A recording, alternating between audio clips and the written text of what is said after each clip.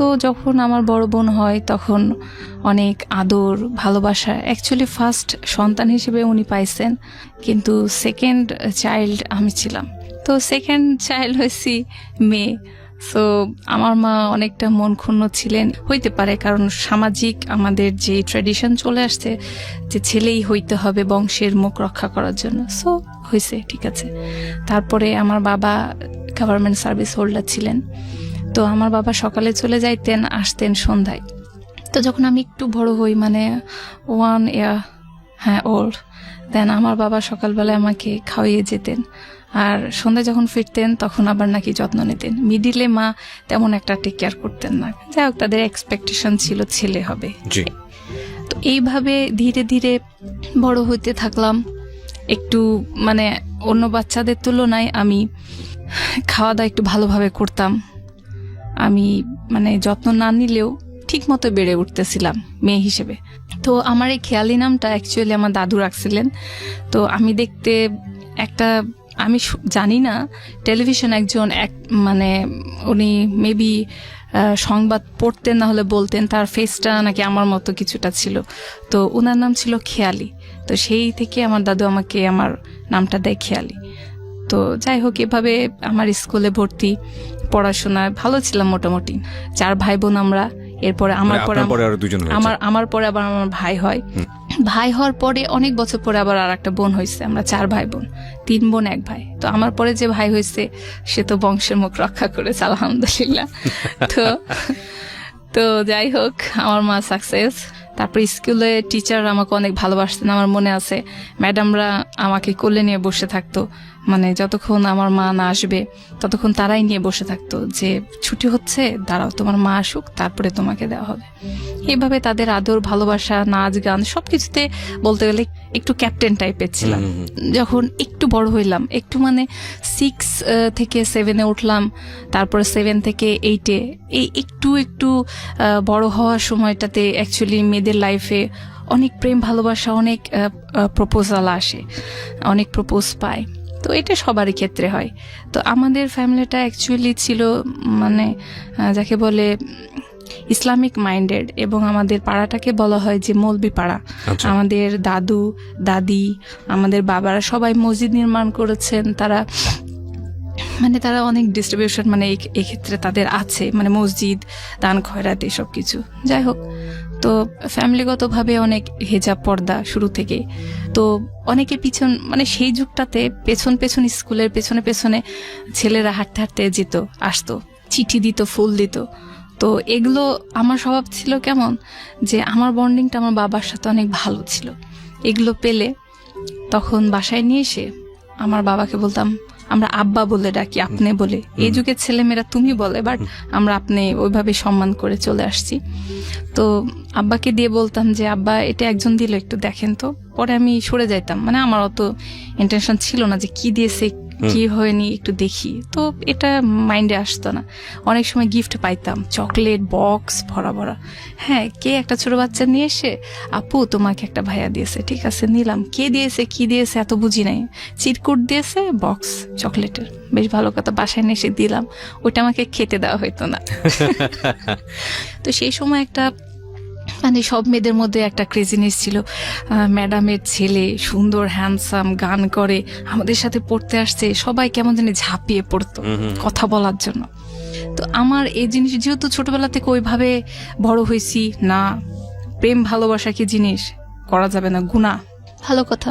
তো ওই ছেলেটা মানে ফলো করতো, 10-12 জনের ব্যাচের মধ্যে সে ফলো করতো। তার আগ্রহ ছিল মেয়েটা কি কেমন তার সম্পর্কে জানবো, কিন্তু আমার মানে ছেলে মানুষ মানে বিরক্তিকর, কেন কথা বলবো, এটা বিপদ। এটা আপনার ফ্যামিলি থেকে এইভাবেই ট্রিট করা হতো, আপনি মানে শেখানো হয়েছিল আপনাকে? হ্যাঁ, আরো তখন তো টেলিভিশন ছিল, তখন আমার মনে আছে হুমায়ুন আহমেদের নাটক আসতো, প্যাকেজ নাটক নামে বিটিভি থেকে, মেবি আজ রবিবার, তারপরে সামথিং এরকম নাম হবে, আমি অ্যাকচুয়ালি এখন এত মনে নেই।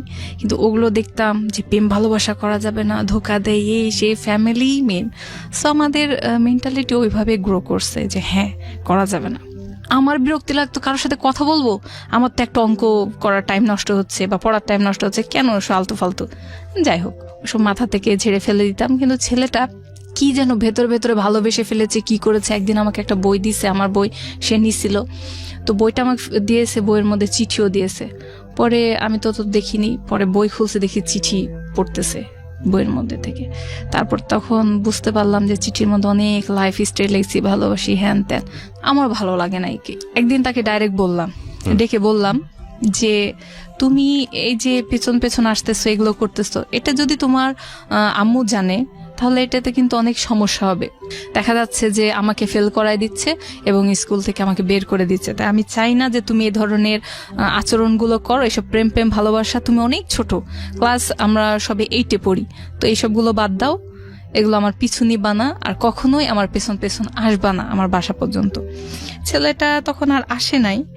তারপরে এভাবে যখন আমি 9-এ উঠলাম, মানে যেটা বলে বয়ঃসন্ধি, আমার ক্লাস 9-এ যখন আমার ফার্স্ট বয়ঃসন্ধি হলাম, একটু বড় হইলাম, তখন আমার মনে আছে যে জানুয়ারিতে, 1 জানুয়ারি আমার বাবা আমাকে একটা বোরখা নিয়ে এসে দেয়, ব্ল্যাক বোরখা। তো ওই দিনে আমার বোরখা নিয়ে আসে আমার বাবা, ব্ল্যাক বোরখা পরলাম, খুব খুশি লাগলো যে আমিও বড় হয়ে গেছি, আজ থেকে আমারও ট্রেডিশনটা মেনটেন হবে, ফ্যামিলি ট্রেডিশন। সো তখন থেকেই বোরখাই স্টার্ট বললাম, ঠিক আছে যাতায়াত করি। তারপরেও চোখ দেখে অনেকে বুঝতে পারতো যে এটা সেই মেয়ে। ইভেন বোরখা পরেও তেমন একটা বেনিফিট হয়নি, বরং পিছু লাগাটা বাড়তি হয়েছে।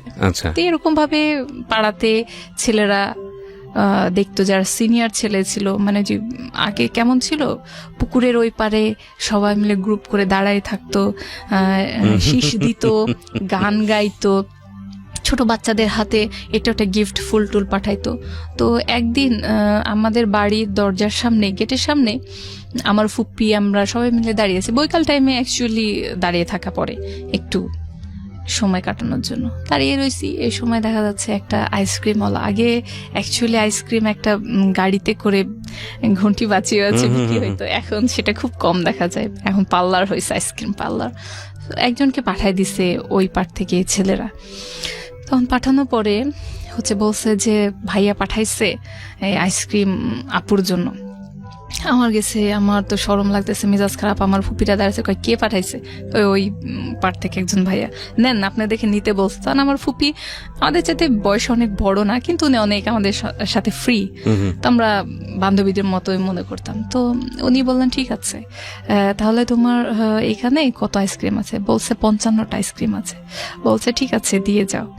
বলছে সব নিবেন? কয় তোরে দিতে কইছি দিবি। আর ফুপি কইছে। তখন সে আইসক্রিমওয়ালা ছেলেটা সবগুলো প্যাকেট বের করে প্যাকেটের মধ্যে সমস্ত ছিল দিয়ে চলে গেছে। সে ছেলেরা পুকুরের ওই পারে দাঁড়িয়ে দাঁড়িয়ে সব দেখতেছে সিনারিগুলো। আমার ফুপি নিয়ে বলছে ফুপি এটা কি করলেন? তারা তো ভাববে যে প্রেম ভালোবাসা সামথিং লাইক দ্যাট, একটা ক্রিয়েশন, একটা ভেতরে অনেক কিছু ক্রিয়েট করতেছে, তো এটা ঠিক হইল না। উনি বলতেছেন আরে চুপ থাক। তো তারপরে সেটা নিয়ে খাইছে, বিলাইছে, মানে নষ্ট করছে, তাও তাদেরকে শিক্ষা দেওয়ার জন্য। জানি না কত প্রাইস ছিল। এই গেছে হুট করে ঈদের সময়তে, কুরবানির ঈদ, সে সময় যে কেউ বাসায় এলাও, সো পাড়ার এরকম ভাইয়ারা দেখা যাচ্ছে যে দল ধরে আসছে। অ্যাকচুয়ালি এখনো মানে এই প্রেজেন্ট টাইমেও আমার মা কিন্তু বাসায় আমাদের মেহমান আসলে অ্যাকচুয়ালি আমাদের সাথে কেউ দেখা করতে পারে না, মানে ওইভাবে আমাদেরকে বড় করাই হয়নি যে আমরা যে কারোর সামনে যাব, গিয়ে সামনে দাঁড়াবো, কথা বলবো। তো ওনারা আসছেন, সেটা আপনাকে দেখলেও কিছুটা বোঝা যায়। এখানে একটা বিষয় বলে রাখি প্রিয় শ্রোতা, আমরা একটা ভিডিও আপলোড করেছি আমাদের পেজে, আপনি সেখানে আসতে পারেন www.youtube.com/RJKibriya.fm, RJKEBRIA.FM, ঠিক আছে? RJ Kibriya FM, এটা RJ Kibriyaর পেজ। ওখানে কি আপনি ছোট্ট একটা ভিডিও ক্লিপ পাবেন এই অনুষ্ঠানের, আর পুরো অনুষ্ঠানটি আপনি শুনতে পাবেন আমাদের ইউটিউব চ্যানেলে www.youtube.com/DFM904, মানে ঢাকা FM 90.4 নামে সার্চ দিলেই আপনি ওখানে গিয়ে আমাদের পুরো অনুষ্ঠানটা শুনতে পারবেন। হ্যাঁ বলুন, ঈদের সময়ের ঘটনা। তো মা অ্যাকচুয়ালি আমাদেরকে সামনে যাইতে দেয় না, আমিও যাই না। ভালো কথা, তারা আসছে, বেসিক্যালি তো বোঝা হয়ে গেছে কার জন্য আসছে। আমার মা কিন্তু কখনো হকচকিয়ে যায় না যে এত মানুষ আসছে, কি খাওয়াবো, কি করবো। ঠিক আছে, ওনাদেরকে বসার রুমে বসাইছেন। তারপর আমার মা তাদেরকে সবাইকে, যেহেতু মেহমান গেস্ট, অ্যাজ এ গেস্ট, তাদেরকে খাতিরদারি করছে, সবাইকে পোলাও কোরমা যা ছিল বাসায় খাওয়াইছে, ইচ্ছা মতো সেমাই টেমাই খাওয়াইছে। ঠিক আছে, তারা খাইছে। পরে সবাই এখন বলতেছে ওদের ডাকেন আন্টি, আপুদের ডাকেন, সেলামি দিব। মা অ্যালাউ করতেছে না। পরে কিছু সময়ের জন্য মা বলছে যে ঠিক আছে, ওরা যখন এত রিকোয়েস্ট করছে আসো তোমরা। ওকে, আমরা এখানে একটা বিরতি নিতে চাই প্রিয় শ্রোতা। আপনারা শুনছেন মিস্টার ম্যাঙ্গো ক্যান্ডি প্রেজেন্টস জীবন গল্প। আজকে জীবন গল্পের অতিথি হচ্ছেন খেয়ালি। তিনি এসেছেন সেই রাজশাহী থেকে তার জীবন গল্প বলার জন্য, এবং তিনি 1 মাস যাবত এই অনুষ্ঠানগুলো শুনছেন ইউটিউবে তার অবসর সময়। তারপরেই তার মনে হয় যে তার নিজের জীবন গল্পটা রেডিওতে বলা উচিত। তাকে নিয়ে একটা ছোট্ট ভিডিও ক্লিপ আমরা আমাদের অনুষ্ঠান চলাকালীন সময় আমরা উপস্থাপন করেছি আমার পার্সোনাল ইউটিউব চ্যানেলে। আপনারা যদি তাকে দেখতে চান বা এই অনুষ্ঠানের এনভায়রনমেন্টটা যদি বুঝতে চান, www.youtube। তো একই জায়গায় আমরা সবাই থাকতাম, একই পাড়াতে, বাসা শুধু আলাদা। তো সবাই আসলো, সবাইকে সিরিয়ালে মোটে আমরা 7-8 জন ছেলে মেয়ে হইলাম। তো সবাইকে সেলামি তারা দিল, এক একজনকে 100 টাকা করে। এইভাবে তাদের বলতে গেলে অলমোস্ট তাদের মানি ব্যাগ খালি হয়ে গেছে। আমার মনে ছিল যে তারা বের করে, এক সময় এমনও ছেলে আছে যে তাদের কাছে টাকা শেষ, তারপর আরেক ফ্রেন্ডের কাছে বলছে দে টাকা দে, এদের দিতে হবে। মানে নিজেদের জাহির করার জন্য তারা এই অপশনটা অবশ্যই মিস করবে না। এইভাবে তারা চলে গেল এরপরে।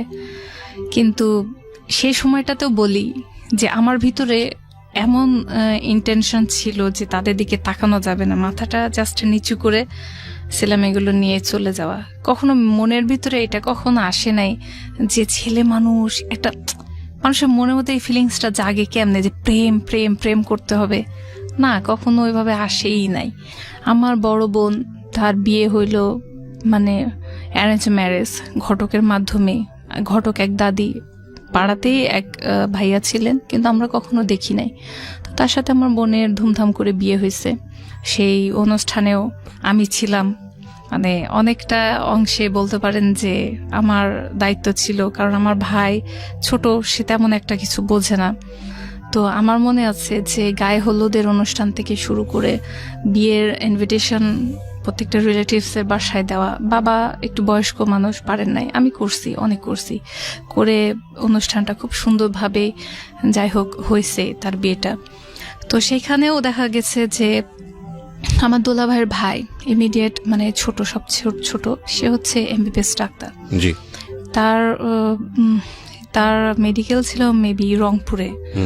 সে সেখান থেকে আসবে বলে মানে 3 মাস মানে বিয়েটা অনুষ্ঠানটা পেছানো হয়।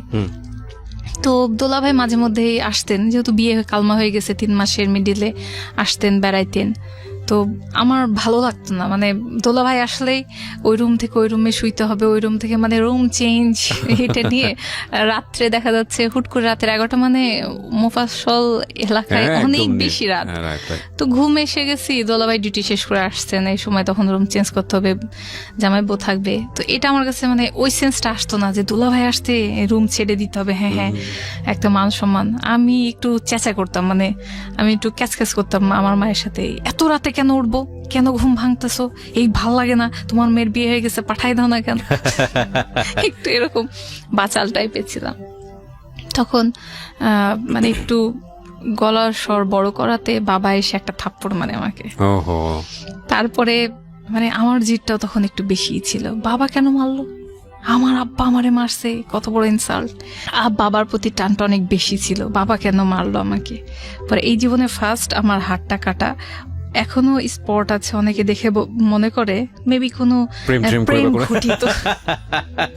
ওকে ওকে, তো সাধারণত ওটাই হয়, প্রেম ঘটিত। একমাত্র আমার ফ্যামিলি মেম্বাররাই জানে কিভাবে হয়েছে, কোন মুহূর্তে হয়েছে, কেন হয়েছে। আমার মা ব্যান্ডেজ করে দিলেন, কিন্তু এটা হয়তো বা প্রতিবেশীরা বা ফ্রেন্ড সার্কেল এসব কেউ মানবে না। তারপরে এভাবে চলতে থাকলো, শেষ হইলো 3 মাস এভাবে চলে গেল। 3 মাস পরে অনুষ্ঠান হয়ে গেল। অনুষ্ঠান পরে যখন বোনকে উঠাই দেওয়া হইলো, তখন তার ভাই, মানে দোলা ভাইয়ের ভাই, ছোট ভাই, MBBS ডাক্তার, তার সাথে ফার্স্ট পরিচয় হইলো। এটা হচ্ছে তাদের বাসায় যখন অনুষ্ঠানটা হয়, মেহেদির অনুষ্ঠান। তো মেহেদি লাগানোর সময়তে আমার দোলা ভাই একটা শাড়ি আমাকে গিফট করছিলেন। এটা মানে শালিদের দিতে হয়, 2 শালি ছিল, দিয়েছিলেন। তো নতুন শাড়িটা ওই দিন পরছিলাম। সে মানে যা হোক একটা বার্গেনিং চলতেছিল যে মেহেদি দিবে, এই গায়ে হলুদ দিবে, এমন করতে করতে সে আমার শাড়ির মধ্যে মেহেদি লাগায় দেয়। আমার প্রচন্ড খারাপ লাগে যে আমার দোলাভাই এত দামি একটা শাড়ি দিছে গায়ে হলুদের, আনকমন, সেটা নষ্ট করে দিলে মেহেদি দাগা যাবে না। পরে আমি সে অনুষ্ঠান ওই মুহূর্তে ছেড়ে দিয়ে আমি বাসায় চলে আসি, সবাই ছিল, আমি চলে আসছি।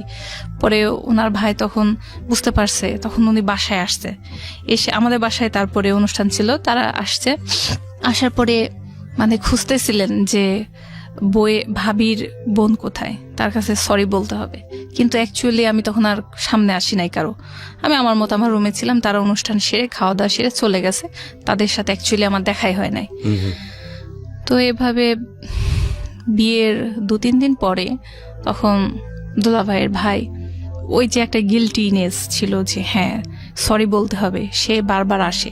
তার 2 দিন পরে দেখি যে আমার বাসায় একটা গিফট আসে কুরিয়ারের মাধ্যমে, হাতের একটা ব্রেসলেট আর হচ্ছে একটা চিঠি। চিঠিতে শুরুতে নাম নেই এবং শেষেও নাম নেই, মাঝখানে কিছু কবিতার লাইন ছিল, মানে যেরকম হয় আকাশ বাতাস এইসব হাবিজাবি। তো এসব দিয়ে একটা গিফট ছিল। তো আমার বুঝতে দেরি লাগে না এটা কে পাঠাইছে। যাই হোক, তারপরে বিয়ের প্রস্তাবও আসে, মানে আমার দুলাভাইয়ের ভাইয়ের কাছ থেকে বিয়ের প্রস্তাবও পাইছি। আপন ভাই? আপন ছোট ভাই। ওকে। তারা 3 ভাই, তার মধ্যে এটা ছোট। তো তার MBBS কমপ্লিট অলমোস্ট হয়ে গেছে, ইন্টার্নশিপ করতে সে আসবে, মানে রাজশাহীতে ব্যাক করবেন। তো এটা প্রসেসিং মিডিলে ছিল। আমার বড় বোনের সামনেই আমার বড় বোনকে সে বলছে যে ভাবি 1 বছর আপনার বোনকে ওয়েট করতে বলেন, আমি ইনশাল্লাহ একটু ইস্টাবলিশ হয়ে নিয়ে বিয়ে করব। তো তখন আমার ভিতরে ফিলিংস তার জন্য আসে না, মানে সে আমার সাথে কথা বলছে, দেখছেন, এটাতেই সে ইমপ্রেস। কিন্তু বলতে গেলে এখন সবার সামনে বলি যে আমার দোলাভাইয়ের, মানে সেই সময় দোলাভাইয়ের ভাইয়ের চেহারাটা আমার পছন্দ হয় নাই। মানে হইতে পারে MBBS ডাক্তার, বাট সেজন্য ছিল না আপনার ক্ষেত্রে। না, আমার দোলাভাই অনেক সুন্দর। আমার বোন শ্যামলা হইলেও আমার দোলাভাই দেখার মতো মানুষ, যেমন লম্বা চড়া সুন্দর, একদম পাকা গায়ের রং, যাকে বলে নায়ক। আমার দোলাভাই বেশ স্মার্ট। সেই ক্ষেত্রে তার মানে এই ছোট ভাইটাই দেখতে ভালো না, অথচ তার ফ্যামিলি মেম্বার অনেক সুন্দর। তো যাই হোক, তাকে আমার পছন্দ হয় নাই। সবসময় মনে হইতো যে আমার যে বর হবে একদম হিরো হবে। তো প্রেম ভালোবাসা করব না, মা বাবা বিয়ে দিবে একটা হিরোর সাথেই দিবে, মানে আগে ছোটবেলাতে যেমন চিন্তা ভাবনা। তো এই ছেলে, মানে তখন বুঝতাম না যে ডাক্তার হয়েছে কি, তার একটা পজিশন আছে, বিয়ে করলে ফিউচারটা আমার ভালো হবে, এটা মাথার মধ্যে আসতো না। আমি বলছিলাম না আমি সব ওয়েট করতে পারবো না 1 বছর। তুমি কিছু বোঝো? আমার তো বোঝা লাগবে না, আপনি জানতো যান। আমার বোন যখন দোলাভাইকে বলছে, তখন দোলাভাই বলছেন যে না, এক ফ্যামিলির মধ্যে এটা ঠিক হবে না, এটা খারাপ হবে। তো ঠিক আছে, তারাও আমার দোলাভাইও নিশ্চিন্তে গেছে, না এমএ তো এরকমই, এ তো মুখের উপরে বলে দেয়, এর ভিতর কিছু নাই, মানে নাই, ঠিক আছে ওকে, গেল, এই পার্ট শেষ। তার ভাইয়ের সাথে আমার আর কোনো যোগাযোগ নেই, কিচ্ছু নেই। এমনি তখন মোবাইল ফোন ছিল না, সেই সময় মোবাইল ফোন আসছে রাজশাহীতে অনেক পরে। তো আমাদের বাসায় তখন ল্যান্ডলাইন ফোন ছিল, টেলিফোন যাকে বলে। তো এভাবে চলতে থাকলো। আমি ভর্তি হইলাম, দোলাভাই ভর্তি করাই দিলেন। তখন ভর্তি হওয়ার অলমোস্ট 3 মান্থ। তখন বিয়ের পরে যখন আমার দোলাভাই হসপিটালে জব করেন। তো দোলাভাই ওখানে যা হোক চিকিৎসার জন্যই, যে আমার বড় বোনের সাথে আমাকে যেতে বলছে, গিয়েছি। তো এখানে আরো সিনিয়র ডাক্তার ভাইয়ারা আছেন, তারা দেখছেন, দেখে ওই যে মুখে মুখে বলে না, অমুকের শালির সাথে তমুকের বিয়ে দিলে ভালো লাগতো, অমুকের শালি এমন সুন্দর, এই ছেলেটাও তেমন সুন্দর হবে। জাস্ট মুখে মুখেই একটা ছেলের সাথে, সেই ছেলেটা ডাক্তার, বিডিএস ডাক্তার, সে রাজশাহী মেডিকেল থেকে পাশ করা। সে ছেলেটা দেখতে অনেক সুন্দর ছিল, লম্বা চড়া, স্মার্ট, আর চেহারাও নায়কদের মতনই ছিল। সেই ছেলেটার সাথে মানে মুখে মুখে আমার বিয়ে তারা তৈরি করে ফেলে যে হ্যাঁ, এর শালির সাথে ওই ছেলের বিয়েটা হইলে, মানে আপনার দুলাভাইয়ের সার্কেল? হ্যাঁ, আমার দুলাভাইয়ের সার্কেল, মানে এটা বড় সিনিয়র ডাক্তাররা। তো তারপরে হচ্ছে আমাকে একদিন ডাকলো, মানে আমার ট্রিটমেন্টের জন্য। তো আমি গিয়েছি, জাস্ট মাগরিবের সময় হয়ে গেছে, ওই হসপিটালে সবাই নামাজ পড়েন। তো আমার জাস্ট মুখটা খোলা ছিল। তো আমি দূরে বারান্দা ছিল, করিডোর ছিল, সেখান থেকে রুম থেকে ডাক্তাররা বের হয়ে জাস্ট মসজিদে যাচ্ছে। এই সময়তে সিনিয়র ভাইয়া ছিল, উনিও ছিলেন। আমি শুধু মুখটা এভাবে বের করছিলাম, তো উনি আমাকে এক পলক দেখছেন। আমি এত দূর থেকে তাকে ভালো মতো দেখি নাই, ওনার চোখের পাওয়ার ভালো ছিল। তো উনি আমারে দেখছেন, দেখার পরে ওনার মেবি ভালো লাগছে। পরে যখন ট্রিটমেন্ট করার জন্য কেবিনে গেলাম, তো বড় ভাইয়ারা অ্যাকচুয়ালি আমার ট্রিটমেন্টটা করছেন, তাকে হাত দিতে দেয়নি, কিন্তু তিনি আমাকে একটা প্রশ্ন করছিলেন। তো তার প্রশ্নটা অ্যাকচুয়ালি সে এত আস্তে জিজ্ঞাসা করছে, আমি ঠিক মতো শুনতে পাই না। আপনি কি জানতেন ওনার সম্পর্কে আগে থেকে, নাকি আপনি জানতেনই না? না, জানতাম না। জানতাম যে উনি এখানকার ডাক্তার। আচ্ছা, সবাই উনি ডাক্তার। আপনাকে পছন্দ করছে বা ওনার সঙ্গে কথাবার্তা হচ্ছে, এগুলো কিছুই জানতেন না? না। আচ্ছা। কিন্তু বড় ভাইয়ারা তাকে বলতো, আমার দোলা ভাইকে বলতো, মুখে মুখে এগুলো হইতো। আচ্ছা। পরে আমি একটু এগুলো পরে জানতে পারছি। আমার বড় বোন এসে যখন দোলা ভাই বলছে, তখন আমাকে বলছে। পরে উনি আমাকে কি যেন একটা প্রশ্ন করেন, তার কণ্ঠস্বর আমি ভালো করে শুনতে পাইনি। আর সাহস করে, মানে আমি অ্যাকচুয়ালি এখনো চোখ তুলে কারো দিকে তাকাইতেই শরম পাই। সময় লাগে। হ্যাঁ, আমি অনুষ্ঠানে বুঝতে পারছি আপনি নিচের দিকে তাকিয়ে কথা বলছেন এবং অনেক পরে গিয়ে আপনি ইজি হচ্ছেন। হ্যাঁ, মানে অ্যাকচুয়ালি এই জিনিসটা আমাদের শুরু থেকে গ্রো করছে, মানে চোখে চোখ রেখে কথা বলা বা কারোর সাথে একদম জাস্ট আই কন্টাক্টে থাকা, এটা ভেতর থেকে একটা ফ্যামিলি কালচারই হচ্ছে আপনাদের এটা। এখানে একটা বিষয় খুব খেয়াল রাখার মতো, প্রিয় শ্রোতা, আমরা প্রায় 1 ঘন্টার অর্ধেক সময় পার করে ফেলেছি।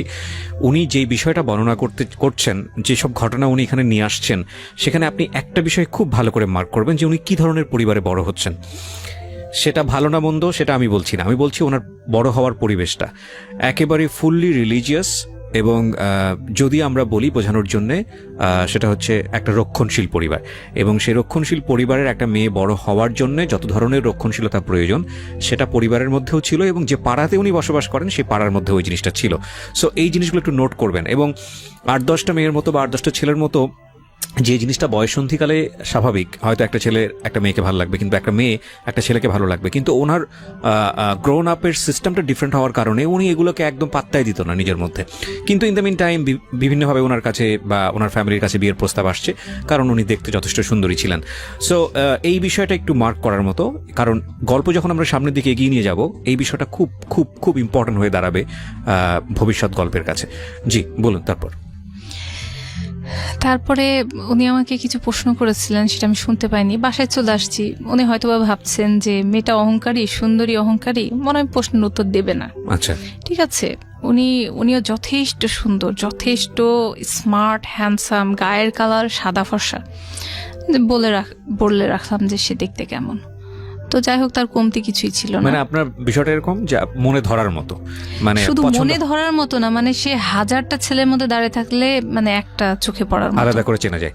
ওকে, সো আমরা এখানটা আরেকটা বিরতি নিব, প্রিয় শ্রোতা। আপনারা শুনছেন জীবন গল্প, মিস্টার ম্যাঙ্গো ক্যান্ডি প্রেজেন্স জীবন গল্প। আজকে আমাদের এখানে গেস্ট হচ্ছেন খেয়ালি।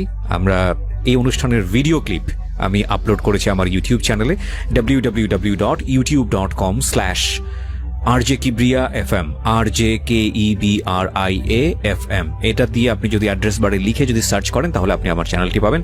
ওখানে আজকের অনুষ্ঠানের ভিডিও ক্লিপ দেওয়া আছে, আপনি গিয়ে দেখতে পারেন যে কে আসলে আজকে আমার অনুষ্ঠানের গেস্ট। সো ওখানে চলে আসুন, আর এই পুরো অনুষ্ঠানটি আপনারা শুনতে পাবেন আমাদের। বললো যে হ্যাঁ মা, ছেলেটা ভালো, যদি ছেলেটা প্রস্তাব দেয় তাহলে দেখতে পারো।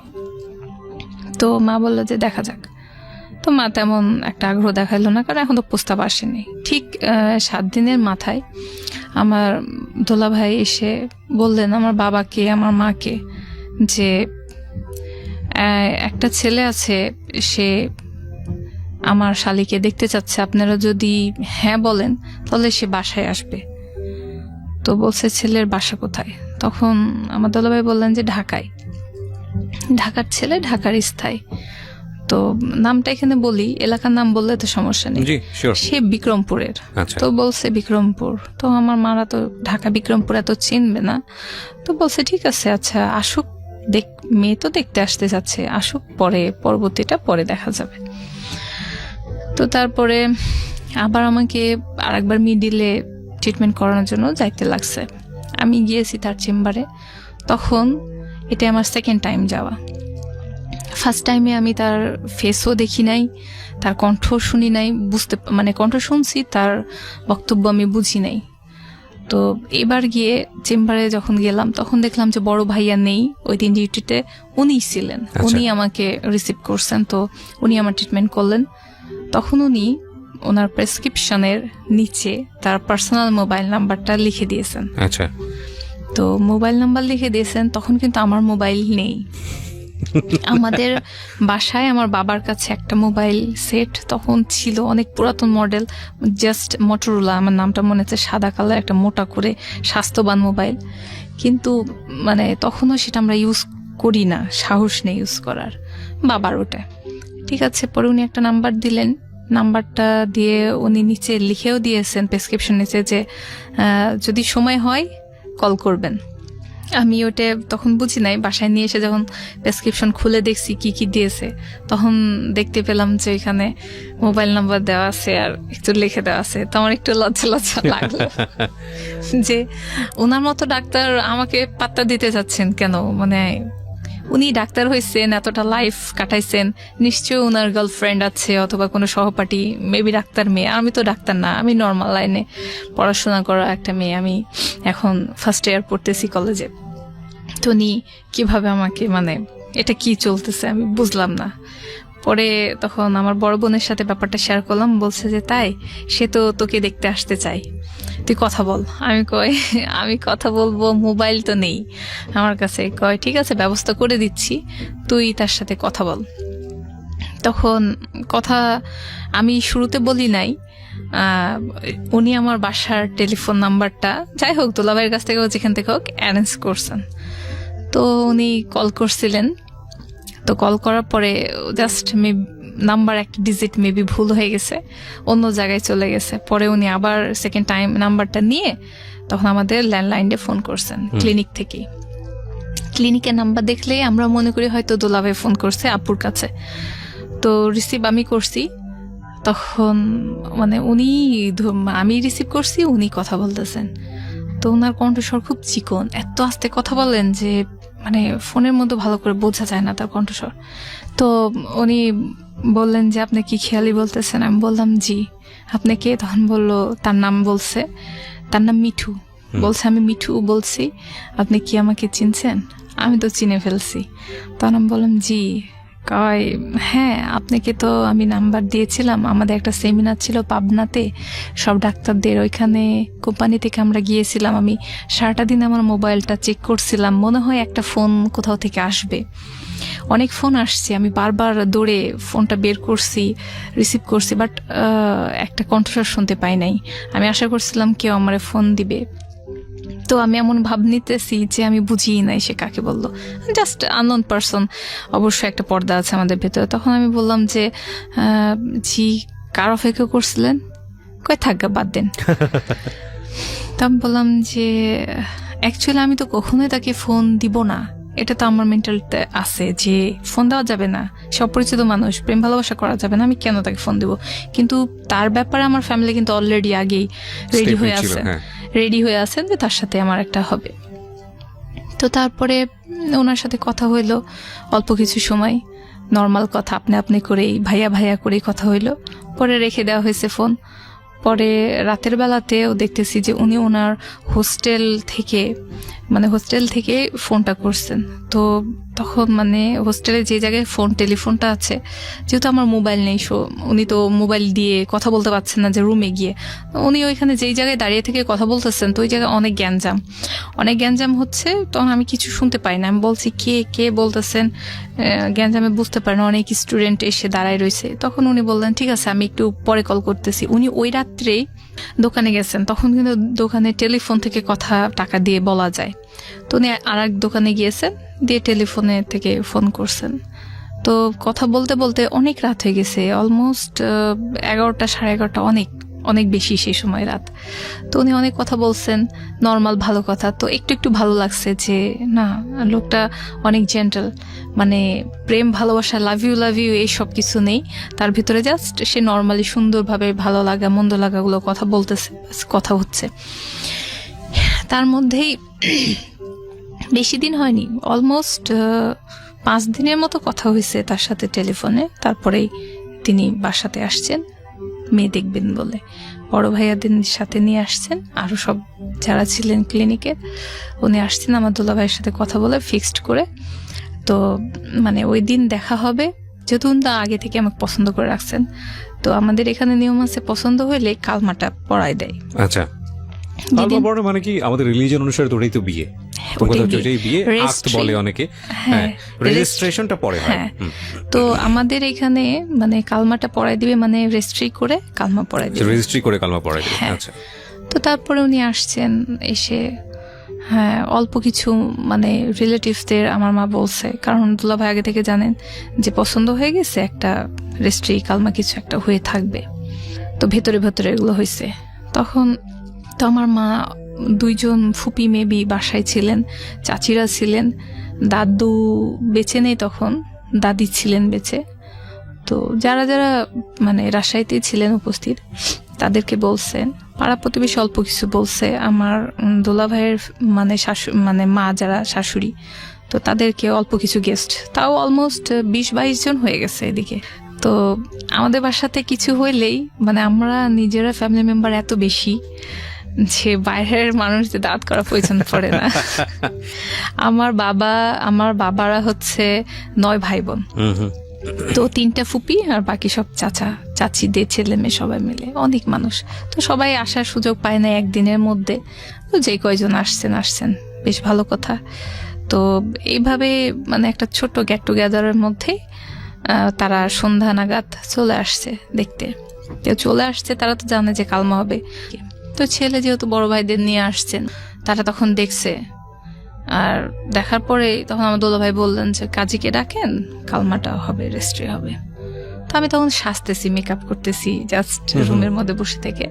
এখনো ছেলে মেয়ে দেখা দেখি হয় নাই, মানে আমাকে এখনো নিয়ে যাওয়া হয় নাই। তো এর মধ্যেই আমার রুমে আমার তখন এক দাদু বেঁচে ছিলেন, মানে আমার বাবার চাচা, উনি একটা মুরব্বীকে নিয়ে এসে বলতেছে এরকম এরকম ব্যাপার, এর ছেলে এই অমুক তমুক, এত দেড়মোহরা, তুমি কি রাজি আছো কিনা? আলহামদুলিল্লাহ। আপনি বিষয়টা একেবারেই ইনফর্ম ছিলেন না?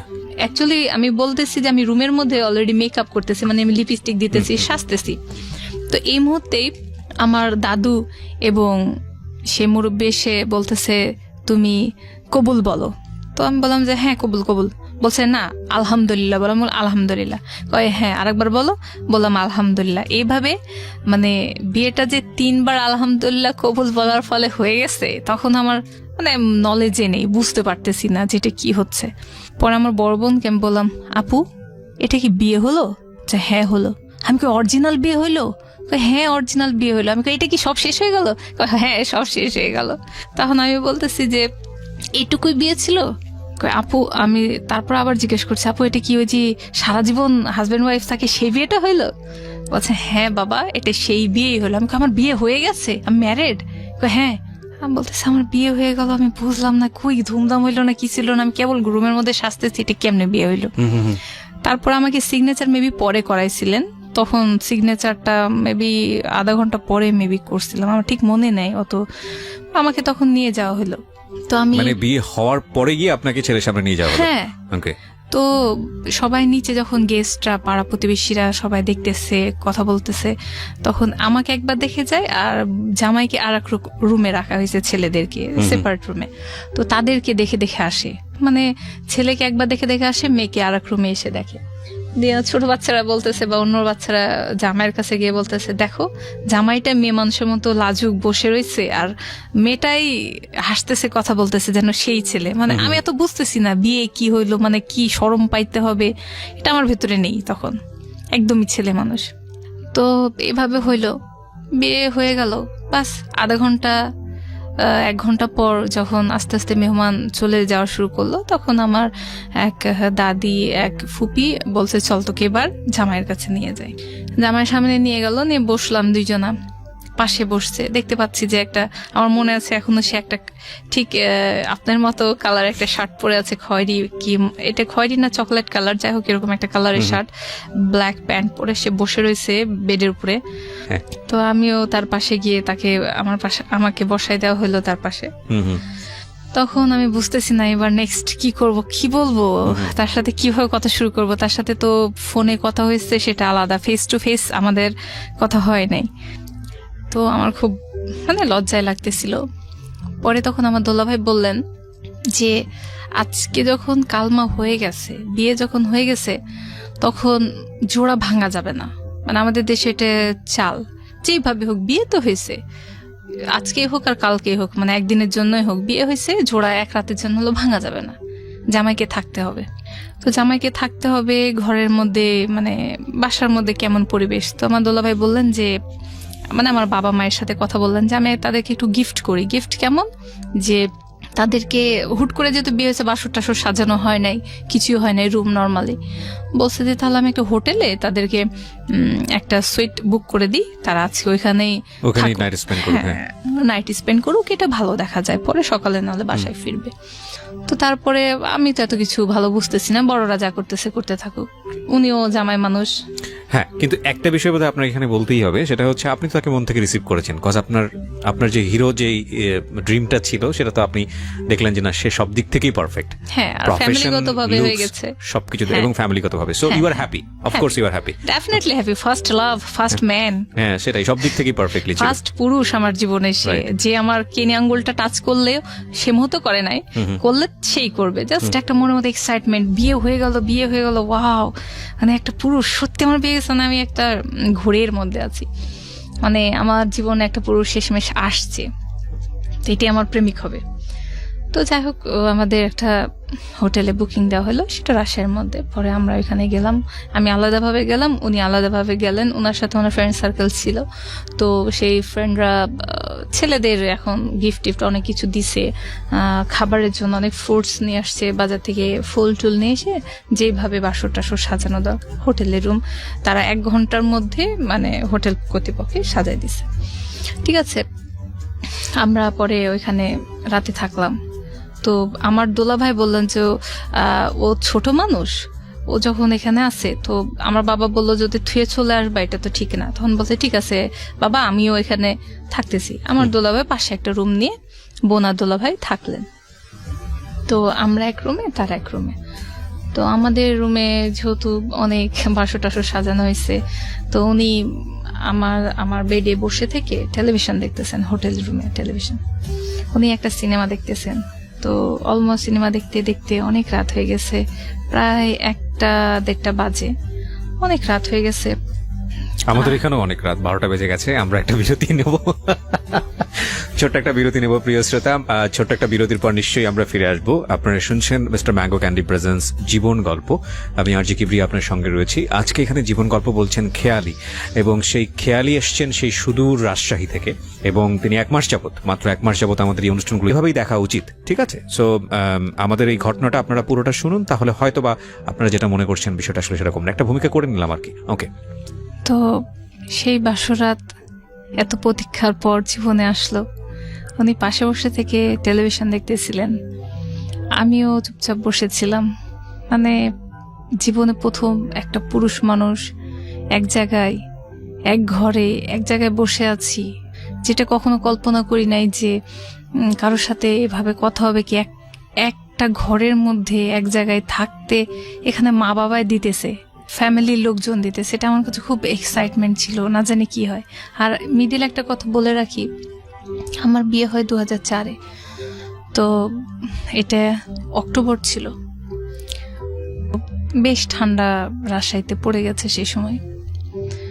তো এই সময়টার মধ্যে শীতের রাত আর হচ্ছে অক্টোবরের মাস, সব মিলিয়ে একটু পরিবেশটা অন্যরকম ছিল, রোমান্টিক এনভায়রনমেন্ট আপনি যেটা বলতে যাচ্ছেন, সব মিলিয়ে এনভায়রনমেন্টটা, মৌসুম যেটা হয় আর ভয়ে হয়তো বা একটু বেশি কাঁপুনি, ঠান্ডা লাগতেছিল। সেই সময়তে ফেসবুক আইডি কি জিনিস ছিল না, হয়তোবা ছিল, আমাদের কাছে ছিল না, আর পার্সোনাল মোবাইল ছিল না। সো ইন্টারনেট কি জিনিস, বা এখানে বলে রাখি যে এই যুগের ছেলেমেয়েরা অনেক বেশি অ্যাডভান্স বোঝে। আপনি যেটা বলতে চাচ্ছেন যে আসলে রিলেশনশিপের ক্ষেত্রে কি হয় এই বিষয়গুলো সম্পর্কে আপনি আপডেটেড ছিলেন না, রাইট? অনেকেই প্রশ্নটা করে, তুমি একটা ম্যাচুর মেয়ে, অনার্সে পড়ছো, হ্যাঁ তুমি ফার্স্ট ইয়ারে উঠছো, তোমার তো এসব জানার কথা। হ্যাঁ, আমি টেলিভিশনে দেখছি বিয়ে বর বউ কি করতেছে, কিসিং পর্যন্ত সিন হয়, তারপর লাইট অফ হয়ে যায়। তো আপনার ধারণা ছিল ওটুকুই হচ্ছে এটুকুই হবে। তো আমার একটা আইডিয়া ছিল নায়ক নায়িকা গল্প করবে বা রোমান্টিক এনভায়রনমেন্ট, গান বাজবে বা ব্যাকগ্রাউন্ডে অনেক কিছু চলবে, দুইজনের মধ্যে অনেক কিছু হবে। সেরকম কিছু হয়নি। উনি জাস্ট বসে সোজাসুজি টেলিভিশন দেখছেন, একটা মুভি দেখতেছেন, মনে হচ্ছে মুভিটা এমন কিছু জীবনের সবকিছু ওইটাই, মানে এত কনসেন্ট্রেশন চুপ করে আছে উনি। আমি পাশে একটা মেয়ে মানুষ স্টিল বসা, মানে আমি চাচ্ছি যে সেই রকম চোখে চোখ দিয়ে ঘুমটা ওঠানো বা সামথিং লাইক দ্যাট, যেটা আপনি চিন্তা করেছেন। হ্যাঁ, মুভিতে দেখছি যে এমন কিছু হয়, এইভাবে জামাই আসবে, ঘুমটা উঠাবে, কথা হবে, হাসা হবে, আই কন্টাক্ট হবে, নাথিং লাইক দ্যাট। ওরকম কিছুই হয় নাই। জাস্ট উনি বসে বসে টিভি দেখতেছেন, আমি পাশে বসে আছি। আচ্ছা, হইলো। কিছুক্ষণ পরে লাইট অফ হয়ে গেল। লাইট অফ হলো, তারপর আর কি হইলো আমি আমার মানে ওটে চোখের সামনে জিনিসটা অন্ধকারের মধ্যে কি হয়েছে আমার, সেটা আমি ছবিটা বলতে পারতেছি না, কিন্তু আমার অনুভূতিতে হচ্ছে যে একটা মানুষ, কোনো কথা নেই, আমি কি পছন্দ করি, আমি কি লাইক করি, গল্প মিষ্টি মধুর, I love you then I like you, nothing like that.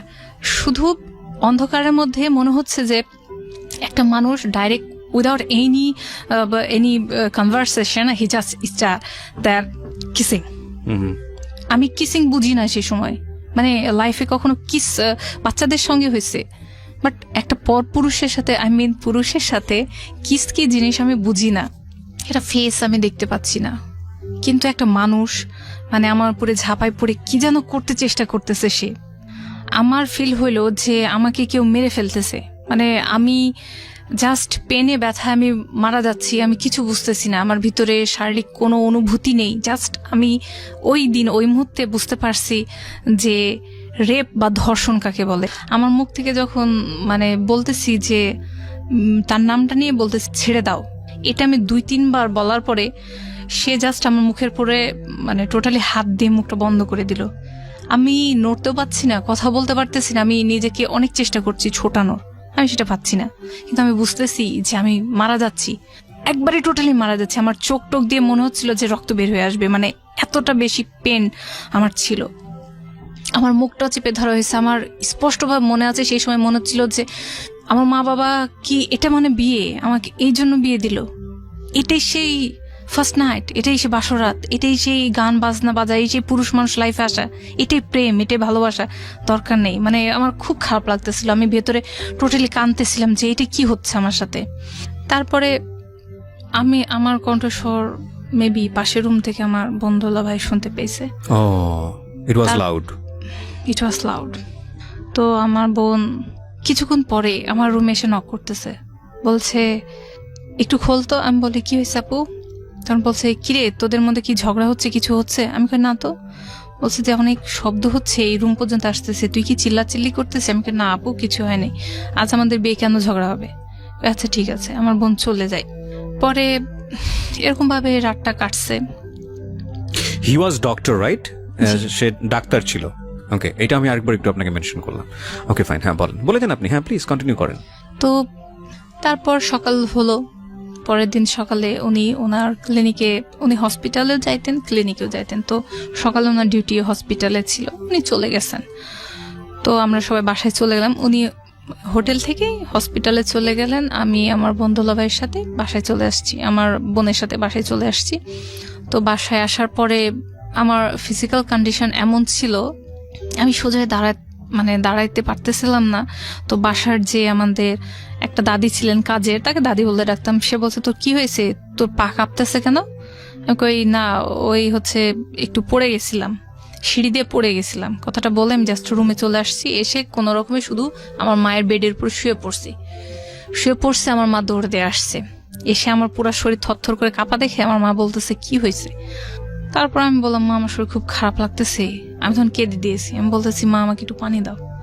মা পানি নিয়ে এসে দিয়েছে। তখন আমার ভেতর থেকে কথা বের হচ্ছে না। আমি তখন বলতেছি মা আমার খুব খারাপ লাগতেছে। মা কয় কি হয়েছে বল। আমি বুঝি না যে কতটুকু ঢাকতে হবে, কতটুকু বলতে হবে। আমি আমার মাকে কিন্তু A to Z বলছি। ওকে, আমার যে মুখের উপর হাতটা চেপে ধরা হয়েছিল এটাও বলছি। মা একটু হয়ে গেছেন, shocked, like she was shocked. মানে তিনি এটা এক্সপেকটেশন করেননি যে আমি সবকিছু খুলে এভাবে বলে দিব আর উনি এটা শুনবেন, কারণ উনি অভিজ্ঞ একটা মানুষ। উনি আমাকে ফট করে উনি পেছনে একটু সরে গিয়ে দাঁড়িয়ে থেকে ওনার চোখগুলো একটু বড় বড় হয়ে গেল এবং ওনার মুখ দিয়ে বের হইলো, মনে হয় আমরা ছেলেটা ভালো ছেলে চয়েস করতে পারলাম না, মনে হয় ভুল হয়ে গেল কোথাও। প্রথম দিনই উনি এই কথাটা বললো। পরের দিন সকালে এই কথাটা ওনার মুখ দিয়ে বের এখানে হয়ে আমার গেছে। দুটো বিষয় একটু বলা দরকার প্রিয় শ্রোতা, যেটা আমি শুরুতেই আপনাদেরকে একটু ইন্ট্রোডাকশন দিয়েছিলাম যে ডোন্ট অ্যাজিউম, কজ আমাদের জায়গা থেকে এই বিষয়গুলোকে ট্যাবু মনে করা হয়, এগুলোকে ডিসকাস করা অনুৎসাহিত করা হয় এবং এটাকে রেডিও টেলিভিশন বা অন্যান্য জায়গাতে নিয়ে আসাটাকে অনেক বড় রকমের ভুল মনে করা হয়। এবং আমরা আজকে যে নারীবাদী কথাবার্তা শুনি, প্রয়োজন আছে অবশ্যই অফকোর্স, এবং নারীর মুক্তির যেসব কথাবার্তা শুনি সেগুলোর প্রয়োজন আছে। আমরা খুব বেসিক জায়গাতে আছি, নারী স্বাস্থ্যের ব্যাপারে কথা বলি, মাতৃস্বাস্থ্যের ব্যাপারে কথা বলি, এবং একই সাথে আমরা একটা নারীর অধিকারের জন্য ডিসিশন মেকিং এর জায়গাটাতে যে ধরনের অধিকার তাদের পাওয়া উচিত সেগুলো নিয়ে আমরা কথা বলি। এবং অবশ্যই সেদিক থেকে বাংলাদেশ অন্যান্য দেশের রোল মডেল হয়েছে এবং সেজন্য সরকারকে অনেক বেশি ধন্যবাদ জানাতে হয় যে না, তারা যুগোপযোগী ভূমিকা রেখেছেন।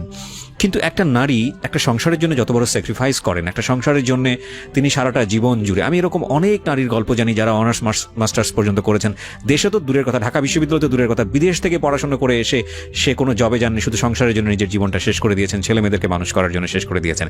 এই নারীর যে পরিবারের প্রতি ত্যাগ, পরিবার তথা সমাজ তথা রাষ্ট্রের জন্য ত্যাগ, সেই ত্যাগের মূল্য আর্থিকভাবে নিরূপণ করা অসম্ভব। কিন্তু এই যে স্বপ্নের যে একটা অপমৃত্যু, দেখুন এরকম একটা মানুষ, এই মেয়েটার কথা যদি আমি বলি, খেয়ালি, সে আপনি তার বড় হয়ে ওঠা এবং তার চাইল্ডহুড এবং তার যে সার্কেল, তার যে পারিবারিক ব্যাকগ্রাউন্ড, তার যে রিলিজিয়াস ইন্টেনশন, তার যে রিলিজিয়াস প্র্যাকটিস, সব জায়গাটা থেকে আপনি তাকে কোনোভাবেই আঙ্গুল তুলতে পারেন না।